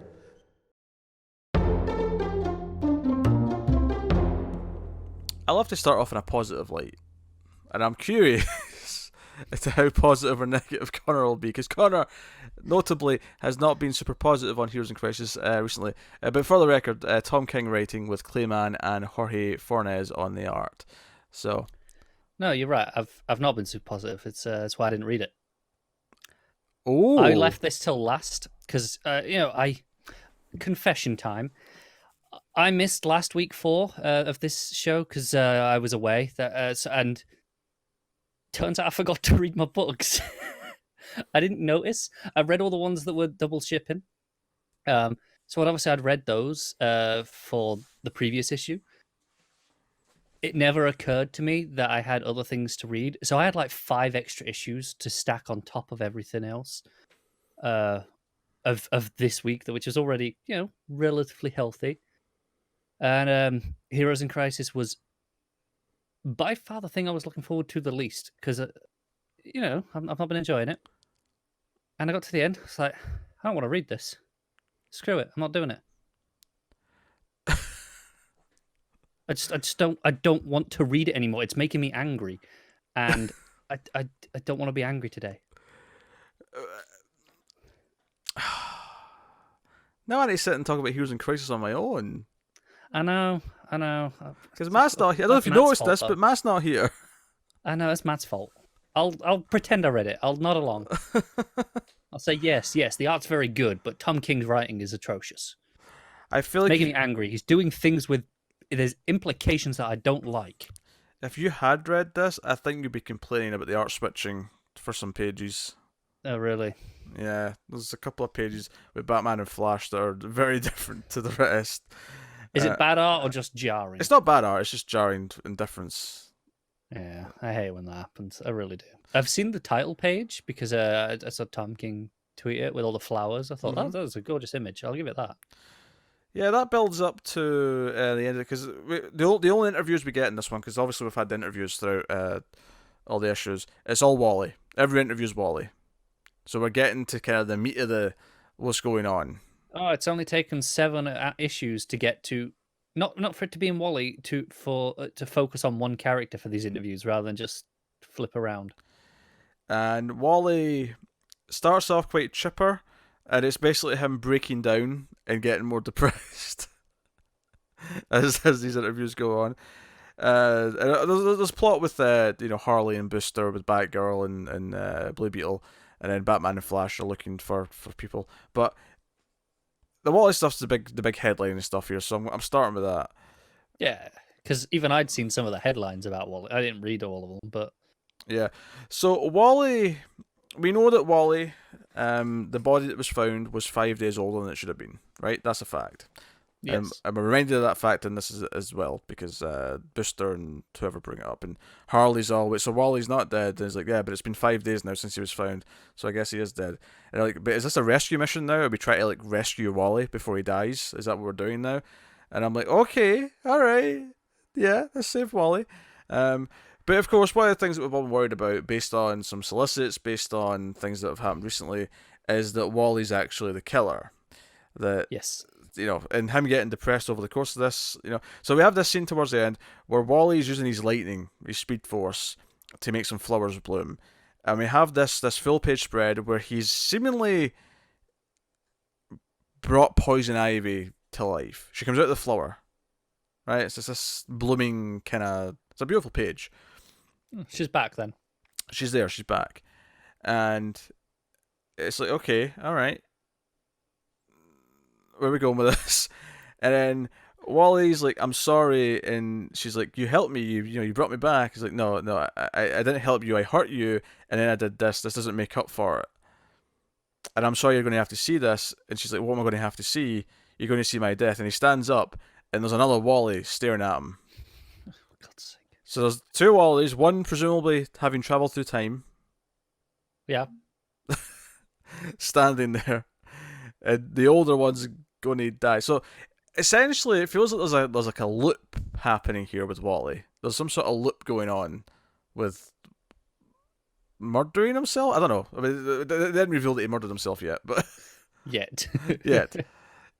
I mean, the last page of the book's the final interview, and he's like, week 3. I didn't think this would even take 3 weeks, but here we are. And then he just gets more depressed as the page goes on.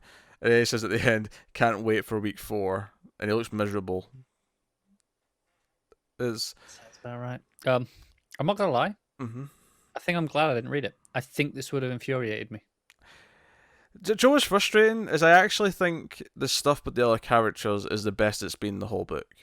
Like, there's the stuff with basically Booster Gold and Blue Beetle with Batgirl and Harley. It's because at first when we start with their story, Harley's beating the shit out of Booster Gold, or trying to at least, and Get behind that. it basically Batgirl and Ted are just sort of standing there going, like, does she know he's got like a shield thing on? He's like, yeah, but I think she's going to try and get through or whatever. And they're just kind of they're having running commentary, and and Batgirl's like, I told her multiple times not to try and kill anyone, right? And she's immediately trying to kill people, and so it's just a funny commentary going on. So Babs feels a bit better in this issue then. Is that what you're saying? I would say she feels better, yeah. Yeah, because I know last time there was some awkward things here or there.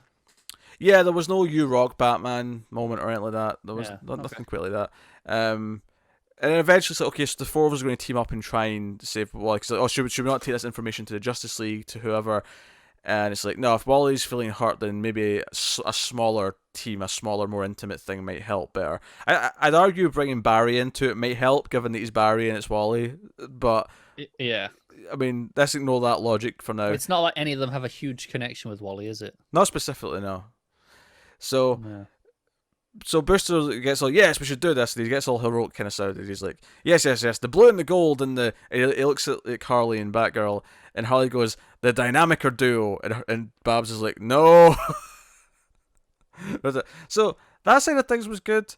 I like that they're playing with the Wally time loop stuff. I think my frustration here is that we've spent 7 issues building up Wally's depressed that he might be homicidal. Right? No, he's not depressed that he may be he's depressed to the point where he might be homicidal, is what I mean to say. Yes. Yeah, he's not depressed because he's homicidal. And... Yes, depressed and homicidal. And it's a really hard thing to swallow when you really care about this character. And, like, I feel like they should have revealed some of this earlier on. Like, if we set up the mysteries being more, okay, what's the weird thing that's going on here? But it wasn't. The first, 5 issues were, yeah, reactions to this and all the flashbacks and I mean, if this had been issue 3 as opposed to 7, and I'd read it obviously at that point, maybe I wouldn't have had a as big a problem with it. But... I'm expecting a swerve though. I'm expecting that it's not just yeah, no, I'm with you. I don't I have to assume that the end of this story is that Wally is not a homicidal maniac and he didn't kill everyone. And here's the thing though, is even if he doesn't die, do I want Wally West to be around just to be clinically depressed all the time because his wife and kids are gone? Obviously I want them to deal with that, but I want them to deal with that in the sense that I want them to come back and eventually he'll be happy because we'll solve that problem. Instead we have a character, the character who represents what we feel about the New 52 is basically just having to suffer through the fact that it's never getting fixed. So if he represents us, it not only is it depressing because we love Wally and we want Wally to be, good old light-hearted Wally with a sense of humour, but it's also depressing because he reflects us, and if he reflects us and he's depressed and can never have what he wants, then it's like we've been told we're depressed and we can never have what we want. It says Didio all over it. So I have to believe that in the final 2 issues, the actual resolution to this story will leave us in a better place on that front. I really hope it does. I am noting though that at the start of this book, Mm-hmm.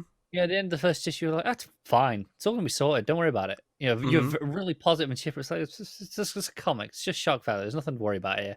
Uh-huh. And now you're like, I really hope this is where it's going. There's a lot less certainty in your voice. That's because it was 6 out of 9 or 7 out of 9, and it Yeah.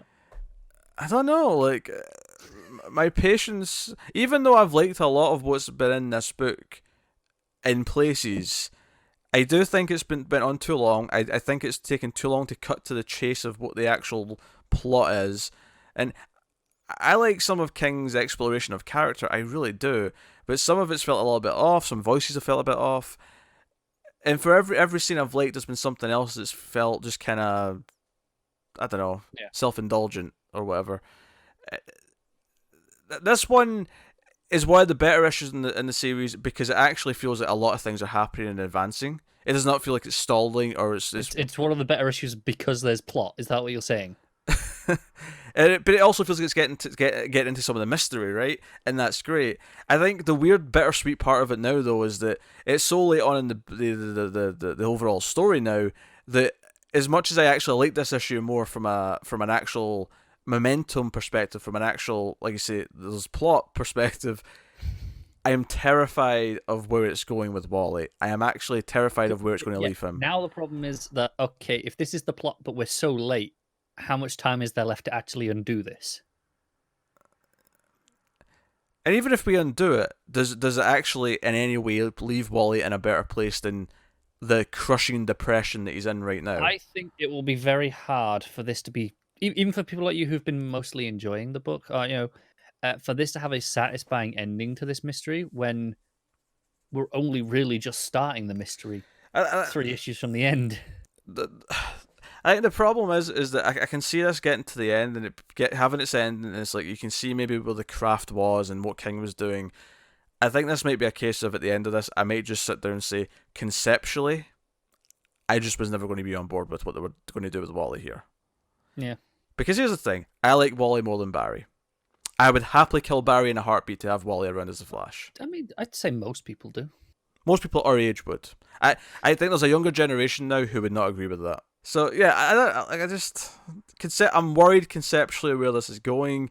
This was definitely one of the better issues, though, in the sense that there wasn't as many problems with the voices feeling off. Some of the Harley stuff with her being excited with working with Batgirl and co was actually pretty funny. Like there's a couple of panels where the four of them, like, they're sitting kind of deflated and basically just try to figure out, is Wally alive? Can we save him? Are we forming a plan here? And it kind of felt like, 4 oddballs are sitting down and kind of like, we should try and save the day. And my only critique of this is that Batgirl feels a little bit like an odd duck in this lineup, because if the whole point is here is that 4 misfits are going to end up saving the day, Batgirl's the one who sticks out as not really being a misfit. She's on every team. Yeah, like Booster Gold, Harley Quinn, Blue Beetle. Yes, these are. I mean, Harley's not really a C-lister by any means, but she's wacky and crazy. And then Booster and Blue, the Blue and the Gold, they're C-listers through and through, right? They're the riff-raff. I feel like if you swap Babs with even Stephanie, it would maybe just work a bit better in what it's doing. What you're saying is King is disrespecting Babs. By even alluding to the fact that she's on the level with these guys. I wasn't really thinking about it in that sense, but I don't know. Like who should this be instead? I don't know, because I mean, if the ultimate story here is there's a team of, like, let's say if you break this down to just what the plot is, there's some sort of weird time loop that makes Wild West look like he's a killer of a bunch of people at Sanctuary, and there's a mystery to go along with that, and the ultimate thing that's going to help save the day is a team of 4 misfits and C-listers, not unlike, say, the Legends of Tomorrow, who are going to end up, actually storming in and saving the day when the Trinity couldn't, right? Yeah, being a little chainsaw. That sounds like a great story to me. On it, just if you just give me that concept, but so much of Heroes in Crisis is not really that. Yeah. So that's what it is. I mean, did I like this issue? I have mixed feelings on it. Like, I've had mixed feelings in the last couple, even though I've liked some parts of you've it. still got to give it a rating. I do. I'm going to give it a 6.5. I can't quite call it good, even though the art is typically very good. Although, when it comes to Batman and Flash, which honestly, those scenes, I feel like those 2 pages or whatever it was, you could probably just cut out. It didn't Who did really you add say much. the artist was? Jorge Fornes will be those pages. That's the guy who did that issue of Batman that I really liked, I think, recently. Yeah, no, that's good. Like, it's pulpy noir one. Yeah, it's very pulpy, yeah. But it's very Dixie Mann's pages. You turn the page and Batman and Flash are looking a lot more flatter. That's jarring, yeah. Because I like that art a lot, but I would hate it next to Mann's clean with the sleek colours. Yeah, it almost felt like they were playing Barry for laughs in those pages, which felt odd because... Yeah, he's doing this thing where he's searching all over the planet, and he keeps like speeding back out of the Batcave to say that they're not in Europe or they're not in South America, and Batman's like, oh, like, you could just call me on the Bat Radio. He's like, oh, I'm quicker than the Bat Radio, and it felt like it was a comedy scene more than it was anything. I was like, this is Barry's the one who should be more devastated than anyone right now and taking this seriously, but yeah, I don't know, 6.5. But like I said, art's typically pretty good. I didn't notice, at least off the top of my head, any sleazy panels, like, that issue 5 or 4, whatever one that was. Yeah. Yeah, and there's actual developments. I'm intrigued by the mystery, and I hope it ends in a better place. It's one of these things, though, where this story... It's because I always complain that comic fans sometimes like jump the gun when something's solicited early on, and they go, "Oh, it's going to be this, we're going to hate it," and I'm like, "No." I was talking about that with Green Lantern recently. Yeah, let the story play out and see where it's going. The weird thing with this story though is the way it's been paced by King is it's spent so long just setting up the core idea that people didn't like that you're nervous that they're not going to do the full arc and actually get to the other side at the end where no, this is what it really is, or this is what this is what the heroes learned, this is what's really going on, or whatever. No, I'm with you. So, and then the added caveat here is that okay, even if we do fix this by the end, Wally's still a depressing wreck, and I don't know if we can fix that. Appreciate it, innit? It's almost like like Wally coming back was this like character that represented the hopes and dreams of the pre-New 52, right? He was the character who represented Rebirth, and absolutely. And putting him through this is almost cruel because it's just kind of trying to kill everything we cared about in Rebirth. We always talk about how Wally West represents the hope of Rebirth, right? Yeah, and I've taken that away from him. At the start of this book, we said, "Oh, and they killed off hope," right? And it's worse than that. Well, no, but it's more than that though, because Wally even says in this issue, he says, and he's had this sentiment a couple of times in this book, is that he feels this burden because everyone looks at him like he represents hope, like he feels this burden by everyone around him, but he can't help but think that his wife and kids are missing. He can't be that, and I'm like, you're taking the character who represents this thing to us, and you're making it a burden for him to be that. You're having him tell us that he feels awful. It's feeling almost that way. trying to make us guilty for liking Wally West. Yes, and I don't necessarily think that's the intention. I don't think No. this is some master plan that King has worked out with Didio, because I don't think King has a reason to make us want to hate Wally West. No, Didio does, but not about King. Does, but... Anyway, I want to stop being that because I know from Twitter, from when I asked the question, what some people picked Heroes in Crisis, so I know some people really like this issue. And all power to you, by all means, like, in comments and whatever, give me your takes, give me why this story's working for you. Pretty much why I decided just to not read it. I don't have the energy to get angry, and I know I was going to get angry, and I just I don't need that. And for the record, for anyone who's jumped out of this podcast recently, I was pretty optimistic at the start of this story, and I was pretty upbeat about it. I was at the start. I wasn't as into it as you. I was a bit more hesitant, but I wasn't I never thought, oh, I'm not going to finish it. So are you telling me you're not going to finish it? You're not going to catch up on this? I don't think I am going to go back. Unless I'm in a really bad mood one day and I'm just like, screw it. Might as well.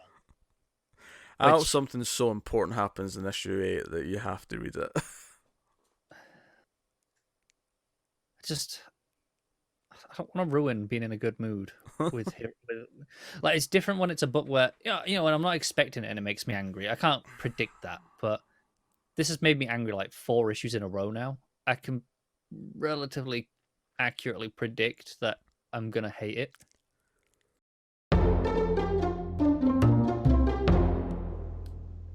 So I want to start off by saying that, back when this series started, back when Heroes of Christ started, I liked the feel of it. I liked, the kind of the impending kind of, okay, what's going on? And yes, there was that question of why are we just finding Wally and Roy's bodies, as if they've been killed off camera. This is kind of, whatever. But it had this feeling to it. I was kind of into it.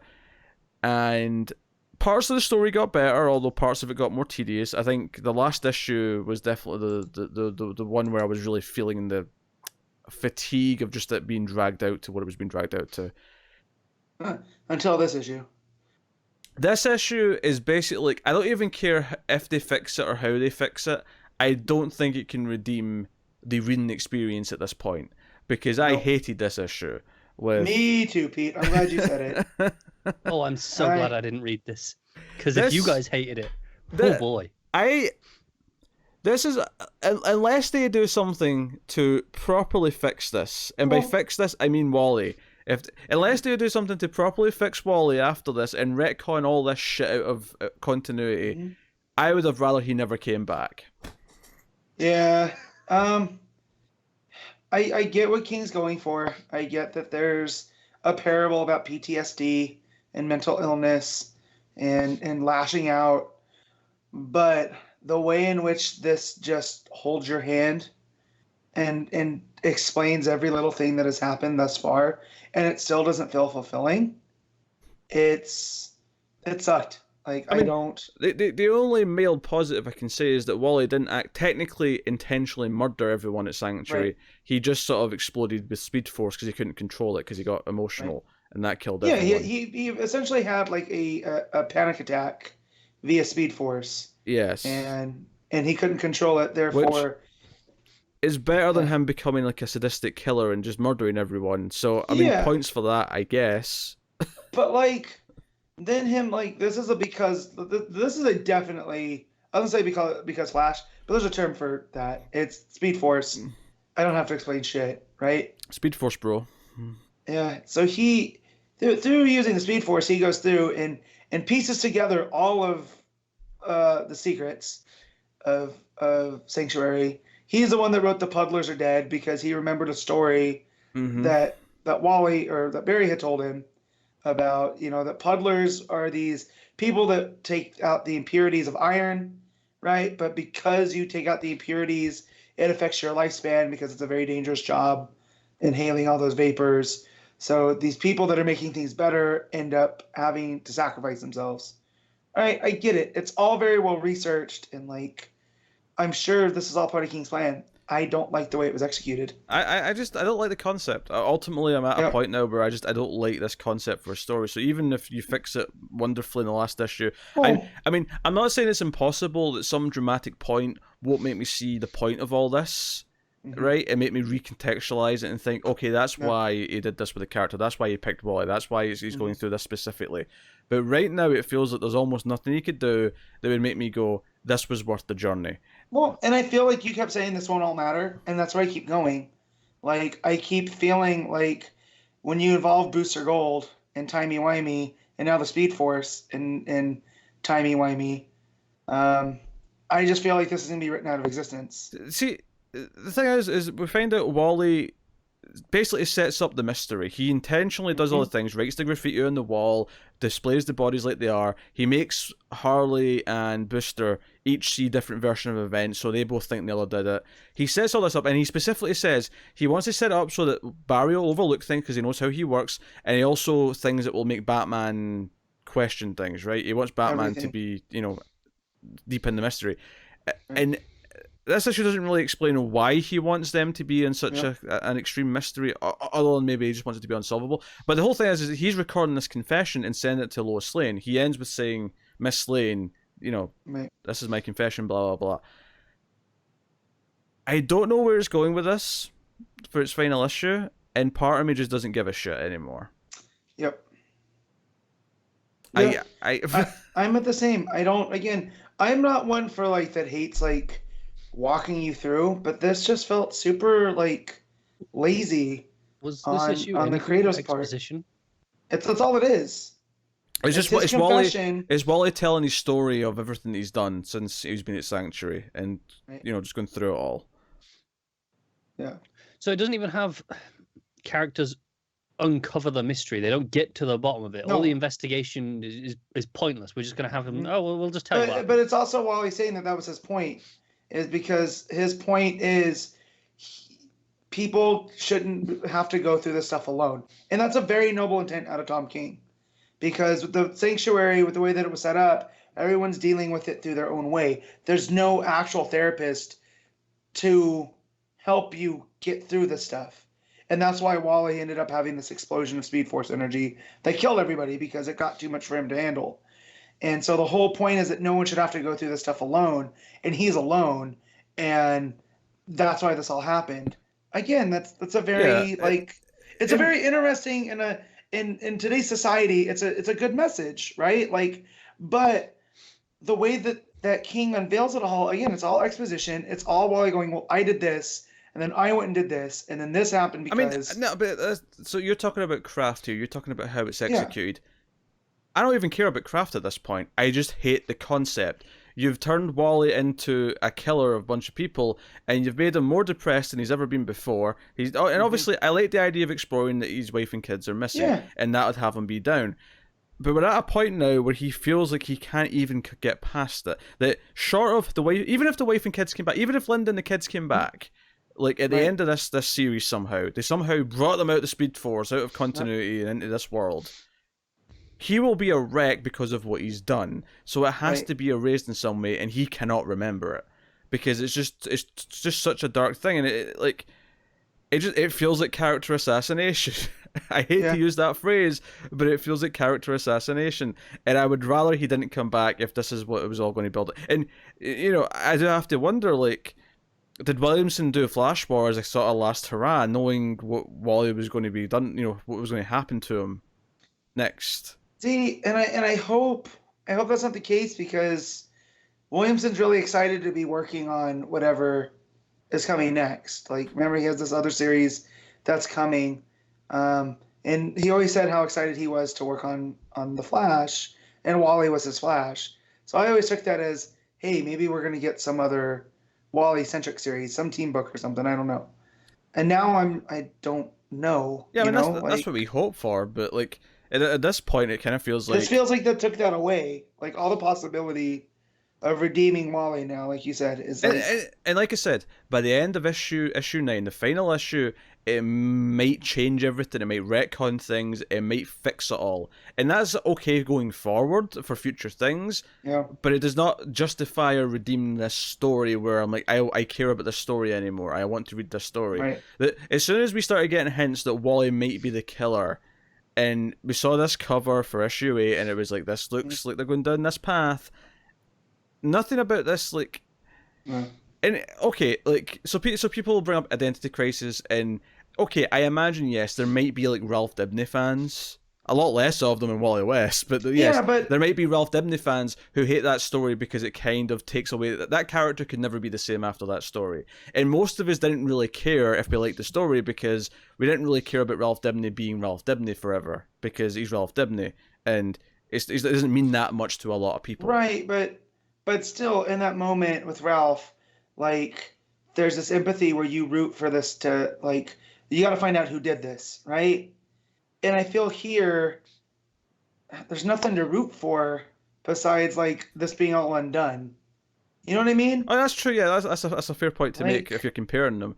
And I want to acknowledge that yes, if you were a Ralph Dibny fan when Identity Crisis came out, I get that probably destroyed that character for you in a way that he could never go back, barring, full-on retcons and continuity wipes and whatever else. Which they seem to have been heading towards, like, for the first time in a while, we're seeing Ralph pop up, or at least his name. Yeah, and I just... But I liked that story, I liked how it was written, I liked how it affected DCU. I felt like more things were coming out of it that mattered.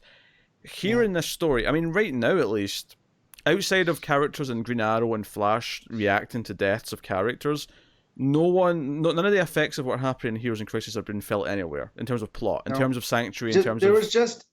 there was just a mention of it in Doomsday Clock, like number 5, 6, one of those ones.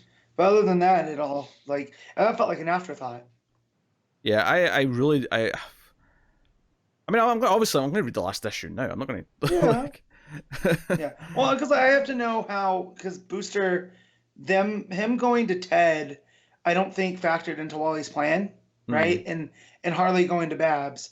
So I feel like that throws a wrench in it. And so we find out that the dead body is from 5 days in the future when Wally's basically going to kill himself. So I feel like yeah, if they're you going to stop him from doing if that. you wanted a panel of Wally West speeding behind himself to snap his own neck, this book's got you covered. Yeah. So you throw a wrench in that time loop, and I feel with Booster, that's Joe, really is bizarre to me is that Mr. Miracle was a fantastic book, and we spent like sometimes close to an hour just deconstructing each issue, talking about what each scene meant, how it related to the overall themes of the book, and this book comparison's kind of a mess, and I'm really struggling to see what the point of some of the decisions are. And I get what you're saying about how they're not doing this alone, and it's kind of almost a meta thing where, because Wally keeps talking about how everyone's pinning like the hope of the world on him because he represents hope, and how much stress that causes them, and blah blah blah blah. Like I appreciate what it's doing there, but it just the execution's not there for that. Like to turn it into a murder mystery instead of like, that was the cool thing about Mr. Miracle. It wasn't like a mystery. It was almost like a slice of life in Barda and Scott's life. I mean, execution's off, but I go back to just pure concept. Conceptually, there's problems with just what the idea is here. At least, and again, maybe the last issue will make it all magically work, but I highly doubt it. I highly doubt the last issue is going to make me look back at this one and go, "Oh, that was worth doing all that." This is one that when it started, I went, "Oh, this will be like a trade on my shelf, like Identity Crisis, that if someone has questions, I can give it to them to read." This is just like, I don't want anything to do with it now. This issue really upset me. Like, yeah, and not just because I'm a well, yeah, like not just because I'm a big Wally fan and I don't agree with what they're doing with him, but it just, like Pete said, it's a mess, and it's almost unjustified with why, like, so Johns brings Wally back because everyone's been crying for Wally, and then like what, did DD will be like, oh no, hey King, you can use Wally, let's turn him into this terrible wreck of a character. I don't know where the thought process was. Man, those days when Blackest Night was coming out and a new Green Lantern book came out, like I was rushing to the comic shop to get that, and I miss those days. Like I did not have that feeling with Heroes in Crisis 8. Like I was like, oh yeah, I'm gonna read this first, but I didn't. I was putting it off. I had to know. I had to, because I knew this was the big, like, this is where it comes together. The answers issue. Yeah, it was a thud. I put it off till at the middle of my pile because I will say I did like the art. Oh yeah, Mitch Garrett's art's fantastic. Positive. Yeah. Okay. The shots Who'd have guessed? The shots of Wally, sitting in a field, and he's all it's kind of like Superman the movie when Clark's in the cornfield. It's kind of get that kind of vibe to it. It looks great. It's gorgeous.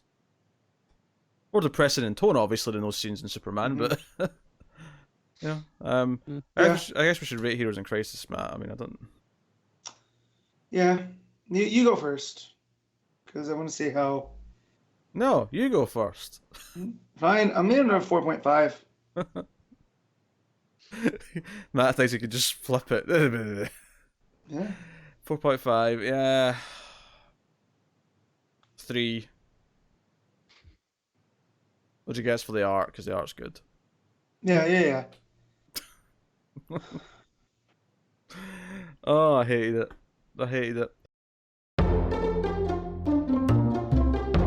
Well, I mean, might get a bit of whiplash here, because from the hope of rebirth to the demise of rebirth with Heroes in Crisis, issue 9, Tom King writing, Clayman on the art.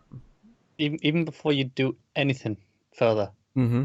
that introduction has just made me glad I didn't read, the last couple of issues. Yeah, I damn feel it. justified in not having to feel the rage Joe, because It's not even I'm rage. getting proxy rage already. what the sad thing is that I don't even know what the point of the story was at the end of it, because That's my thing too.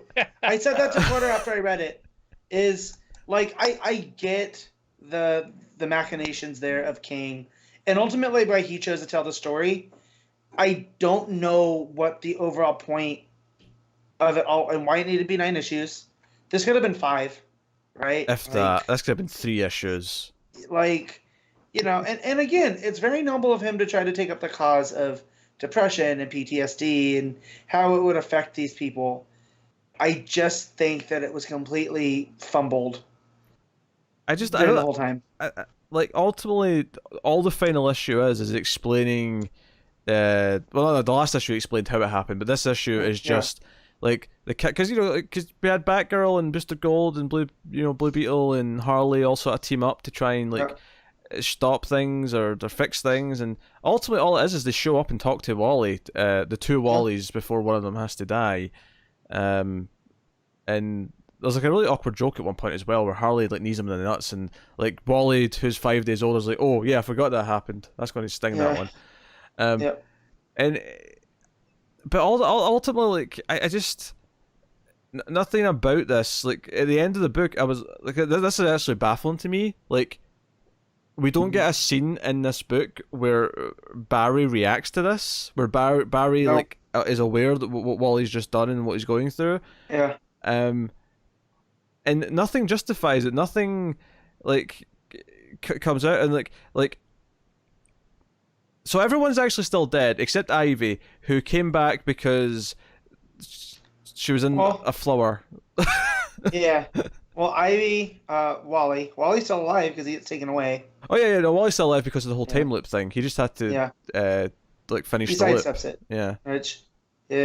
Which that's frustrating as hell. Yeah. But Roy's still dead. Lagoon Well, Boy's still dead. All those other characters who died are still dead. So I came across a thread earlier in the week about how Roy might be Leviathan, and this only added to that evidence. Sure. Because out of everybody, he's the only character that got mourned throughout because no one gave a shit about anyone else.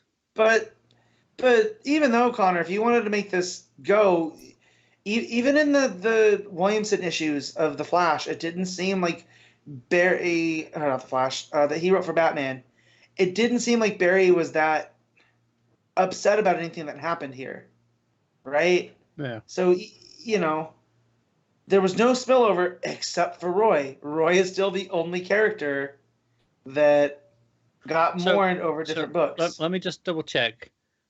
Wally is still a mass murderer. Yes, accidental mass murderer. It's not so much murder as much as it's manslaughter. So, okay, but he covered it up.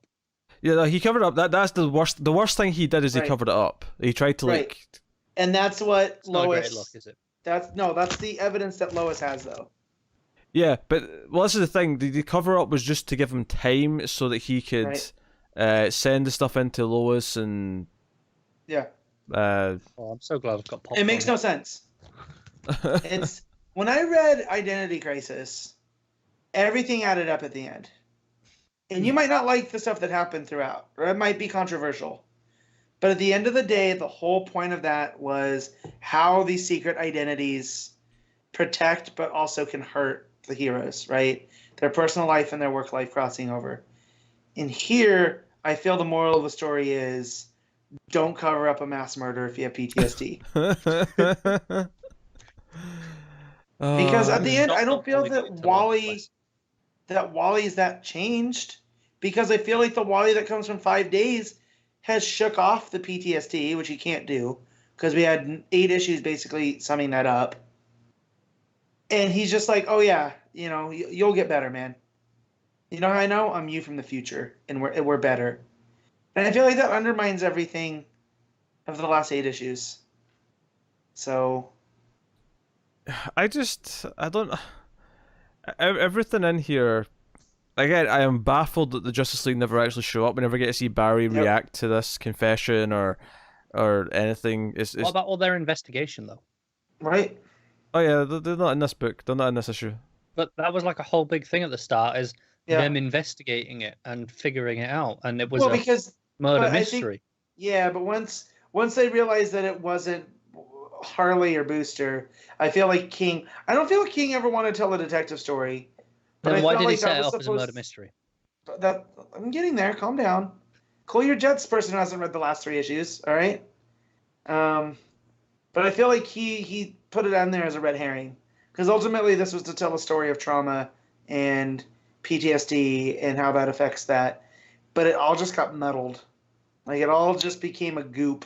It's, I mean, and it gets lost in there. It's character assassination. This entire book just ruins Wally West, because it takes him and now he's not Wally anymore. He's not the Wally we know or like, or anything we like about Wally. He's not there. You remember at the beginning you said that this is all going to get bulldozed over? I have the feeling that Doomsday Clock's going to do that. I really hope it does. I hope at the end of Doomsday Clock fixes this shit.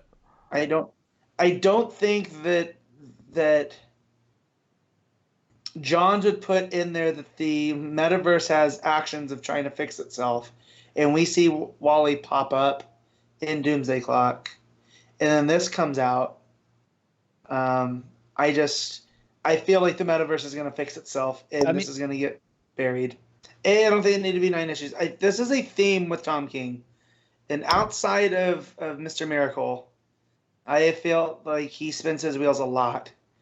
And say what you will about Bendis and all his word bubbles and whatnot. At least with the story, I don't feel like his story spins the wheels, right? Like, there's a lot of content there. And the same with Tom King, but I feel like there's a lot more filler when it comes to King. And I love the guy, don't get me wrong. It's funny because earlier Pete said this could have been like 3 issues. Yeah. And all the people who hate decompressed storytelling really hate Bendis for that. I'm like, wow, King's just as guilty in that regard for sure. So you know how they do the panels with the different heroes, and that was probably the brightest spot in this one with me, is we got to see all the Robins, like all of them. They even include spoiler in there. Oh. And yeah, I hear that there was a lot of those interviews in this. Yeah, there's a lot more. So it makes it seem like Sanctuary is still around, like it's still there for therapy for superheroes, which that's cool. Like, make Sanctuary a thing, Well, ultimately, there was nothing wrong with Sanctuary, right? If no. Because that was some of the theory at the start. Was why do you? Was it all the robots? Did Sanctuary go rogue somehow? That was a lot of theory at the start. Hold on. Why do you think this implies Sanctuary's still around after this? Because a lot of the heroes that are there, it feels like it's very contemporary. It feels like it's.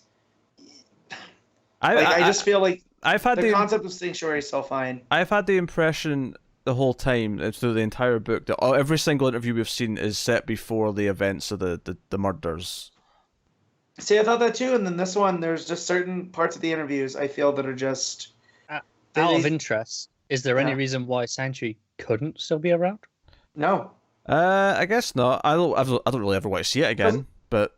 No, and we don't have to, but I like the idea that it's there, and like if they were to do a story where somebody needs a break, it's like, well, I'm going to Sanctuary for a month or two, like, I don't know, like Tim. I feel like Tim Drake would go to Sanctuary more than often than that, because I just feel like his mental health is important to him. I feel here's the thing. I still so much that the concept of Sanctuary is wrong, but I feel like after there's been a mass murder like this, which was again accidental, like the amount of powered people that are going there. I feel that all comes out to at least the superhero community. Yeah, but the general public. Would the Trinity feel comfortable sending people back here after this event? Because ultimately it wasn't on them. Ultimately it was that they didn't know how to deal with Wally, right? Because Wally wasn't being 100% honest there. I would say yes. Again, having not read the last few issues, but I would say they would still feel comfortable because it failed one person. It failed Wally. Right. And that failure failed everyone else who was there. Right. No, but here's the thing. It's undeniable that it failed Wally and it led to a terrible accident. Right. But they've shown how many, all these interviews, all these people who have been to Sanctuary and come out better for it. They might Yeah. still look at this and go, no, we still need Sanctuary. This is still a net positive thing. No. Han, answer me this. Do either of you ever want to see it again? Yes, I wouldn't mind seeing it under certain circumstances. I don't want a whole would not be miniseries. I don't want like the Sanctuary files and we get deep into the head. But if like a superhero, let's say Ted Cord, right, having a hard time dealing, and him and Booster have a book. This is whatever, and he's like, "Hey, Booster, I'm going away for a month. I'm gonna go to Sanctuary because I need to fix some things," and that's fine. I don't need to see him like go back there. Maybe an issue of him dealing with whatever his issues are. I think it's a good concept. No, I agree with that. I remember even when when this was announced, we were like, "Oh, this is a cool idea of a place," and I don't think the story has ruined the place itself. And but I don't need like action sequences in Sanctuary. Yeah, I don't need stuff set well, there. It's not so much that I think the concept is bad, because I like the concept well enough when they first brought it up, back before we even knew what the book was called. It was just Sanctuary things coming. Yeah. Or even Ivy and Harley going to Sanctuary to work on their relationship. Like that would be something. Do you know what? Like a book like Harley Quinn. I know you guys aren't a fan of that book. No, but that doing an issue of Harley going to Sanctuary and her spending a week in Sanctuary as an issue, I think that could be a fantastic issue. Yeah, but no, and I think you just dropped some of like the mask concepts and whatnot that I feel those were just introduced to make it seem a little bit more sinister. To make it seem more like a murder mystery. Yeah, right. I just think that ultimately while the story was flawed, I think the concept is solid, and I wouldn't mind it being a thing. I would think that they'll still keep it around. Maybe they the Trinity go away and improve upon it. They're like, no, we can do better. But I think the core idea, I think they'll still be into and want to have as a resource for the community. This is the case. I mean, maybe in time I'll be feel better about it. But right now, you're still raw. But right now, this is tainted. I don't give a shit. I don't want to see Sanctuary ever again. Right now, I hate the fucking place. Okay, this is kind of like a rehab facility, right? Okay, someone goes and voluntarily checks themselves into a rehab facility. Hundreds of people are there every year. At one point, one guy brings in a knife. Somehow he smuggles it in and he kills 3 people there. Do you say, right, we're never sending anyone to there again? Or do you go, well, hang on, no, we'll do better, we'll take more precautions, we need to fix it. but we're going to we're not going to shut the whole place down, are we? Yeah. I mean, you're comparing someone with a knife to someone who has a Speed Force bomb powers that just kills everyone instantly. Well, now you're turning this into the Superhuman Registration Act, Pete. And You it sounds kind of like are, to me, it sounds to me like you're pro Iron Man. Like me and Connor over here being like, nah, Cap, we're Team Cap over here.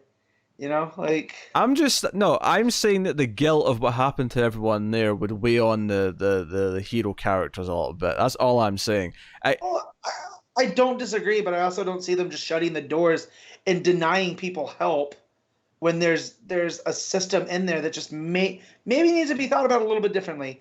Instead of throwing all the Kryptonian tech in there and letting them deal with it. Because I want to specify, literally everyone there, except the 2 who were left as the suspects, were killed. Like everyone. This was like an entire building full of people were killed. Yeah. So this is what I mean. They changed the way they do things. I think this conversation is way better than anything that happened in the book. So at least the stuff that happened has led to us talking about it here. Because I could see like a Metropolis Sanctuary, a Gotham Sanctuary, where they're compartmentalized. Maybe it's just a case of no, there needs to be people there to talk to them as people, not just leave it to the robots. Right. Maybe it's as simple as that. Maybe that's the lesson they need to take away, but still have this concept. Here's the thing, though. I don't want to see any of this. I don't want them to answer this. I don't want to see it again. I want them to forget this concept ever existed, and I want this to be retconned to shit. I definitely don't. No. Doomsday Clock, at the end of it, I want all this to be retconned. Because I don't want a Wally who remembers doing this. I don't want a Wally who remembers going through this. Okay, no. You can get rid of the Wally side of it and still have Sanctuary exist as a place, as a concept, and still continue. But just, the stuff with Wally didn't happen. I'm okay with that. I mean, sure, whatever. I don't really care though. Like, I don't. Why do you still want it to be there? Like, are you that? So I really like it as a concept, as a place for as a part of the mythology of the superhero community. I like it in that regard. It's just too tainted for me. It's just at this point, it's just like I don't know. Yeah. Just, you were saying about you're talking about blood over anger, Connor, and it's not anger as much as disappointment that this is where we chose to go. And as a big Wally fan, it sucks. That's what they chose to do, and it feels like an edict from above. Here's my other problem with the story. And that sucks. I don't think there's actually that much of a story in Heroes in Crisis. It's basically the entire book, in a sense, is just exposition of how the thing at the start happened, and that's it. There's no actual like pivot. There's no like threat in the third act. There's nothing like that. It gets to the end and it's like, oh, this is just how it was always going to end. Because this is the thing, is that there was always going to be one Wally left alive. Because when we talk about the loop happening, the younger one is always left alive to continue. Like that was not a new event that happens at the end of the issue. The younger one was always going to be living at the end of the book. Because the loop just is forever, right? It always happens. That one does the thing, goes back in time 5 days, goes through, gets confronted with everyone. Because they don't want to change. So yeah, Connor, that's what happens is they don't want to change things because Booster knows when you change things, it causes problems. Yeah, right. So we can't affect the time stream. Yeah, so it's a loop that just has to happen. Yeah, right. But the younger Wally is always going to continue on, so there's no actual there's no like they don't affect it. This is my big problem. They spend so much time building up this team of Batgirl, Harley, Booster, and Beetle, and they don't affect a goddamn thing. Not really. I mean, sure, they were always going to show up and maybe have the conversation they do, but ultimately they never really figure anything solid out or really achieve anything. The other characters investigate never really the only thing of interest me really was the idea that Wally was going to leak like the fact that this place exists to the public, but even that doesn't really get followed up upon that much beyond Superman has a speech. I just want it on the record, I did not defend any element of this story whatsoever. Yeah, just the concept of Sanctuary. Yeah, and that's where I am too. Like, I like that as a concept. So if it gets retconned and that we get rid of Wally doing all this, but still Sanctuary as a concept I think is fine. I don't think we needed a whole miniseries. I think calling it a crisis was a huge overreach of that term. Especially when either Metal or Doomsday Clock could have conceivably been a crisis. Yeah. And this is the crisis we got. And then again, you can play up, though, to play devil's advocate here, that this is not a crisis in that term. It's an actual personal crisis. The actual, definition of it. But, yeah, I mean, there are stuff that I do like in here. I like all of the hero personals here that we see, and like we get characters that we haven't seen yet, and some of the stuff really struck home. Like you see Jessica Cruz talking about how even though she's gotten better, she still likes to go up to the stars and be alone, and that's just always going to be with her. Or you have all the Robins talking about who am I, Dick's this and Tim's that, and they're all talking about each other, and each one of them they feel like they don't have an identity. And then you get to Damian, and Damian's like, they all said that? What they say about me? Whereas he doesn't feel like he actually has an issue or this problem of what he represents as Robin. I think it's more just, Damian's not old enough yet to be aware of the problem. He's still in that, youthful arrogance. Right. And then you get to Stephanie Brown in her spoiler costume. It's like, oh, I bet you they didn't even mention me as Robin. They always forget. So there was these little things here that I like seeing, these other sides of the heroes that get lost. Kind of what King sold, at least me, on of, why they need this type of place. What type, the job they chose puts this huge burden on them, and they need somewhere to go talk about it. So I still like all of that. But all the stuff to do with Wally and Booster, which that pisses me off, because you have Wally, Booster, and Ivy, 3 of my favorite DC characters, involved in the story that ultimately goes nowhere. There's barely a story, and honestly, the confessionals, like, they're hit and miss. Like, I think some of them feel like they're just like hitting a really obvious point home. Some of them it feels like You know, because all the ones in this book are all one panel. Like, it's just like each 9 grid page is just one panel per character of just all these different things. Oh, instead of the 9, one character per page. page. It's going through tons of characters, and some of them are just like, yeah, okay, so you at the very least looked up a wiki page of who this character is, so you could write this panel, and that's about it. Well, no, but there's even stuff like with Dr. Light, where she says even everything that's happened, everything he did, and I still choose to go by this name. Like, there's stuff in there that Here's the thing, Matt. Here's the thing. These confessionals are almost completely pointless and add nothing to the actual story, or the what's supposed to be the main story of the book. I disagree, and that's why I feel like these, when they go through them, is showing that there's more success to Sanctuary than there was not. Honestly, after this final issue, they feel like padding to me. I don't think there should be anything in this final issue. Yeah, I mean, you probably cut 2 issues of the book just by taking out all the confessional pages, quite I easily. said that a while ago when I was still reading it, because it was originally 7 issues at this, when it was originally solicited, and obviously it got bumped up. And, and then we had that one where they brought in Garrett's to do the art, right? And that felt like a filler. That almost felt like Heroes in Crisis Annual, so yeah. I'm just saying, like, I didn't like it, but I didn't hate it. Like, I'm not gonna buy the collected edition. I'll tell you that much. So yeah. I can't believe how little actually happened in this book. Like, I know there's this issue that, like, the whole 9 issues. I can't believe how little actually happened, in terms of progression, in terms of like choices being made, in terms of any of these things. And I like decompressed stories. I really do. My problem here isn't decompression. My problem is that, like, Bendis is very decompressed, and I like Bendis' decompression because I feel like it leaves me on, it focuses on a specific, period per issue. It leaves me on a cliffhanger, but I feel like by the end of every issue, a significant thing has happened to move the story forward. Every single time, I feel that way. With this book, I feel like out of the 9 issues, I got very little of that. Where I think it was maybe like issue 6, maybe, where we had the one chunk of, it's starting to move forward now, and then that was where we first got the reveal of, actually Wally's involved.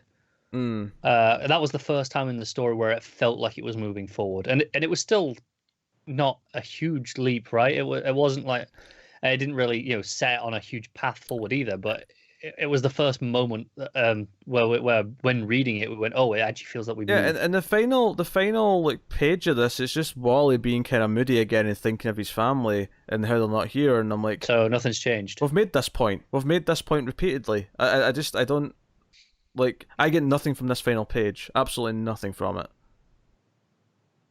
Well, I get that it's always going to be with him no matter what he does. Like, it's just not an off and on switch. Like, even if you talk about your problems and you go through all this therapy, it's still going to be with you, and that's what I feel. That's what that represents. Like, yeah, he might be better where he doesn't want to self-harm, but it's still going to be with him because he misses his family. So I know I've seen some people who have been through PTSD and other things and say that they really like this story because it's really realistic and representative. I get that, but it's not really a story. Yeah, it's not really a story, but on top of that, I think the maybe problem number one is I don't think anyone wanted a PTSD story about Wally West. No one wanted this. I did. When they announced it and that's what it was going to be, I just don't like the execution of it. I still think it's a fine idea. Because as of right now, the idea of Wally has been through that multiversal changing events and he feels lost, and there are repercussions to that. I'm down for that story in theory. Let me rephrase what I said there, because I'm fine with the using the idea of he misses his wife and kids, but like actually build a story out of it, like have him like trying to search for how he can somehow get back to them, even if they're going to be failures, even if it ends in a sad way where it doesn't work. Do something with it. That's not what he chose to do. But or just make Wally sound like freaking Wally. Wally in this book does not sound like Wally West at all.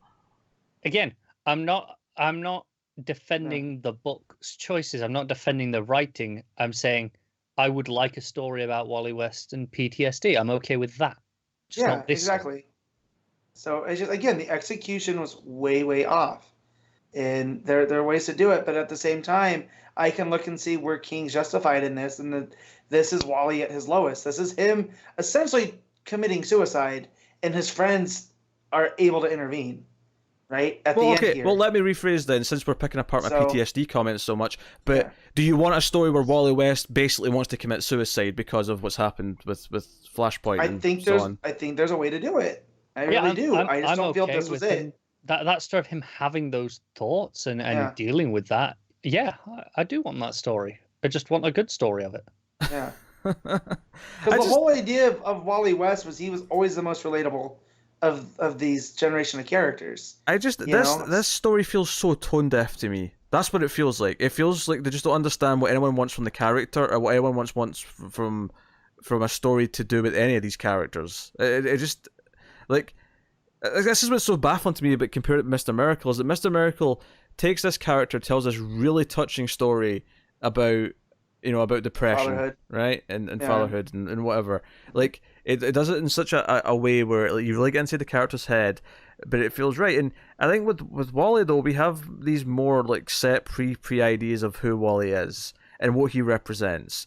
And well, on paper, yeah, it sounds fine to say, okay, he represents hope and he feels all this pressure because of that. And I'm not saying that you can't do a story where that gets to him, but this story goes to such a goddamn deep end of the ocean. It goes to this place where he can never recover from this. The only way you fix Wally West now is to retcon this. I suspect, you're saying how he can't recover from this. Yeah. Mm-hmm. I suspect that's the point. I suspect that is the point of, okay, no, PTSD, you don't just recover, you don't just get better, it's always there. I think that is supposed to be the point of this story. It's just these are his choices, and you can hate them as a Wally fan, but through this he has to live with these choices. He decided to cover it up, like you know what I mean? But that's what people don't like is like, yeah, it's Wally's choices, but a writer made those choices for him, and they feel like we can never have Wally that we want back again. When the whole point of Rebirth is that he represented getting back things we missed. Because I said that with Superman, right? And it wasn't the same, but we had Reborn come through. Yeah, they had to retcon it. They had to change continuity.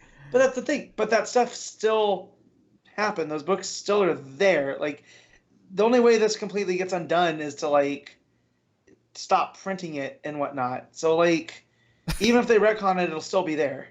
You know what I mean? Like, no, retcon. I don't care if it's still. It could be on the shelf. It could be on a strip of hardcover, which I will never look at. I will never look at it. But just retcon out of continuity and give me Wally West back. Give me actual Wally West. I don't know. I'm not making that big of a stink over it. I didn't like the execution of it, but like, this was garbage. Matt, how you said it wasn't garbage. Blood rage, it was disappointment. Yeah. Pete's showing you up. He's bringing the rage. Yeah, and that's fine. No, like this was garbage. Like I tried to be positive at the start of the story because I hoped it would go somewhere. I'm okay with decompression, but you get to issue 789 and it's like what? Like 8 and 9 were terrible. Issues 8 and 9 of Heroes in Crisis are easily the two issues of comics that I've hated the most this year. Easily. This was character assassination. I'm not bringing up anything else. I want to get on to Leviathan and get on with my day. So. This was garbage, but what are you rating this? It's a 4.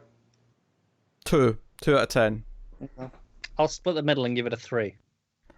Shut up! You have 3 issues left. I hate it. I hate it start to finish. All this devil's advocate bullshit. I'm surprised. I didn't even read it. Must not get more rage. I think how they handled this story is exactly why no one should be asking for this type of story from DC, because they clearly can't be trusted with it. I think that's a terrible thing to lump in, though. They screwed it up, so we shouldn't ever do it again. That I don't want, because I do want this kind of story. I want them to diversify, do serious stories, and tackle serious topics. I want it done better than this, but I don't want them to never ever try again.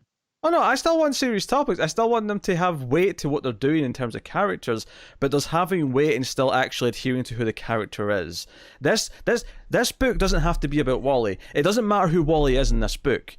Right? And there was actually some rumours that King was told that he was using Wally. That he just had the basic idea of what the story was, and he was told that Wally's the character he's using, right? And I can believe that reading this, because the fact that it's Wally is irrelevant almost, because sure, yeah, they put in that it's his wife and kids missing that are the cause for it, sure. That's what they've plugged into the story. All the time travel with Speed Force and, you know. Sure. But like it ultimately doesn't really matter that it's Wally. Like you could swap out characters easily in this. Yeah, I am glad that they tried, because I'd much rather have a mess like this where they tried than what's going over on with Dick Grayson, where I mean that's garbage too. That's not. I still don't understand. But see, I understand where King was coming from here. I don't understand what happened with editorial that led King having Dick Grayson shot and his personality changed. Like, I don't get that. At least I understand here, what led to all this mess. So I genuinely feel better in my life having not read this.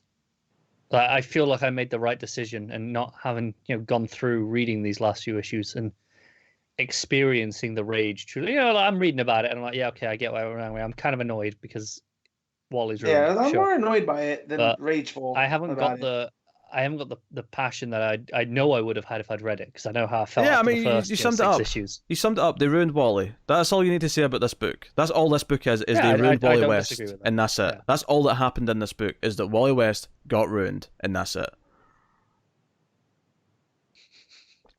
It doesn't feel earned. Like it'd be one thing if something happened in the book to provoke it, if there was like a build up to it, but there's no build up to it. Like we just went from how he was in the Flash the last time we saw him. Okay, he needs to go to Sanctuary. Sure, he's not feeling great. Yes, to he's at the point where he's ready to explode with Speed Force and kill everyone, and then cover it up.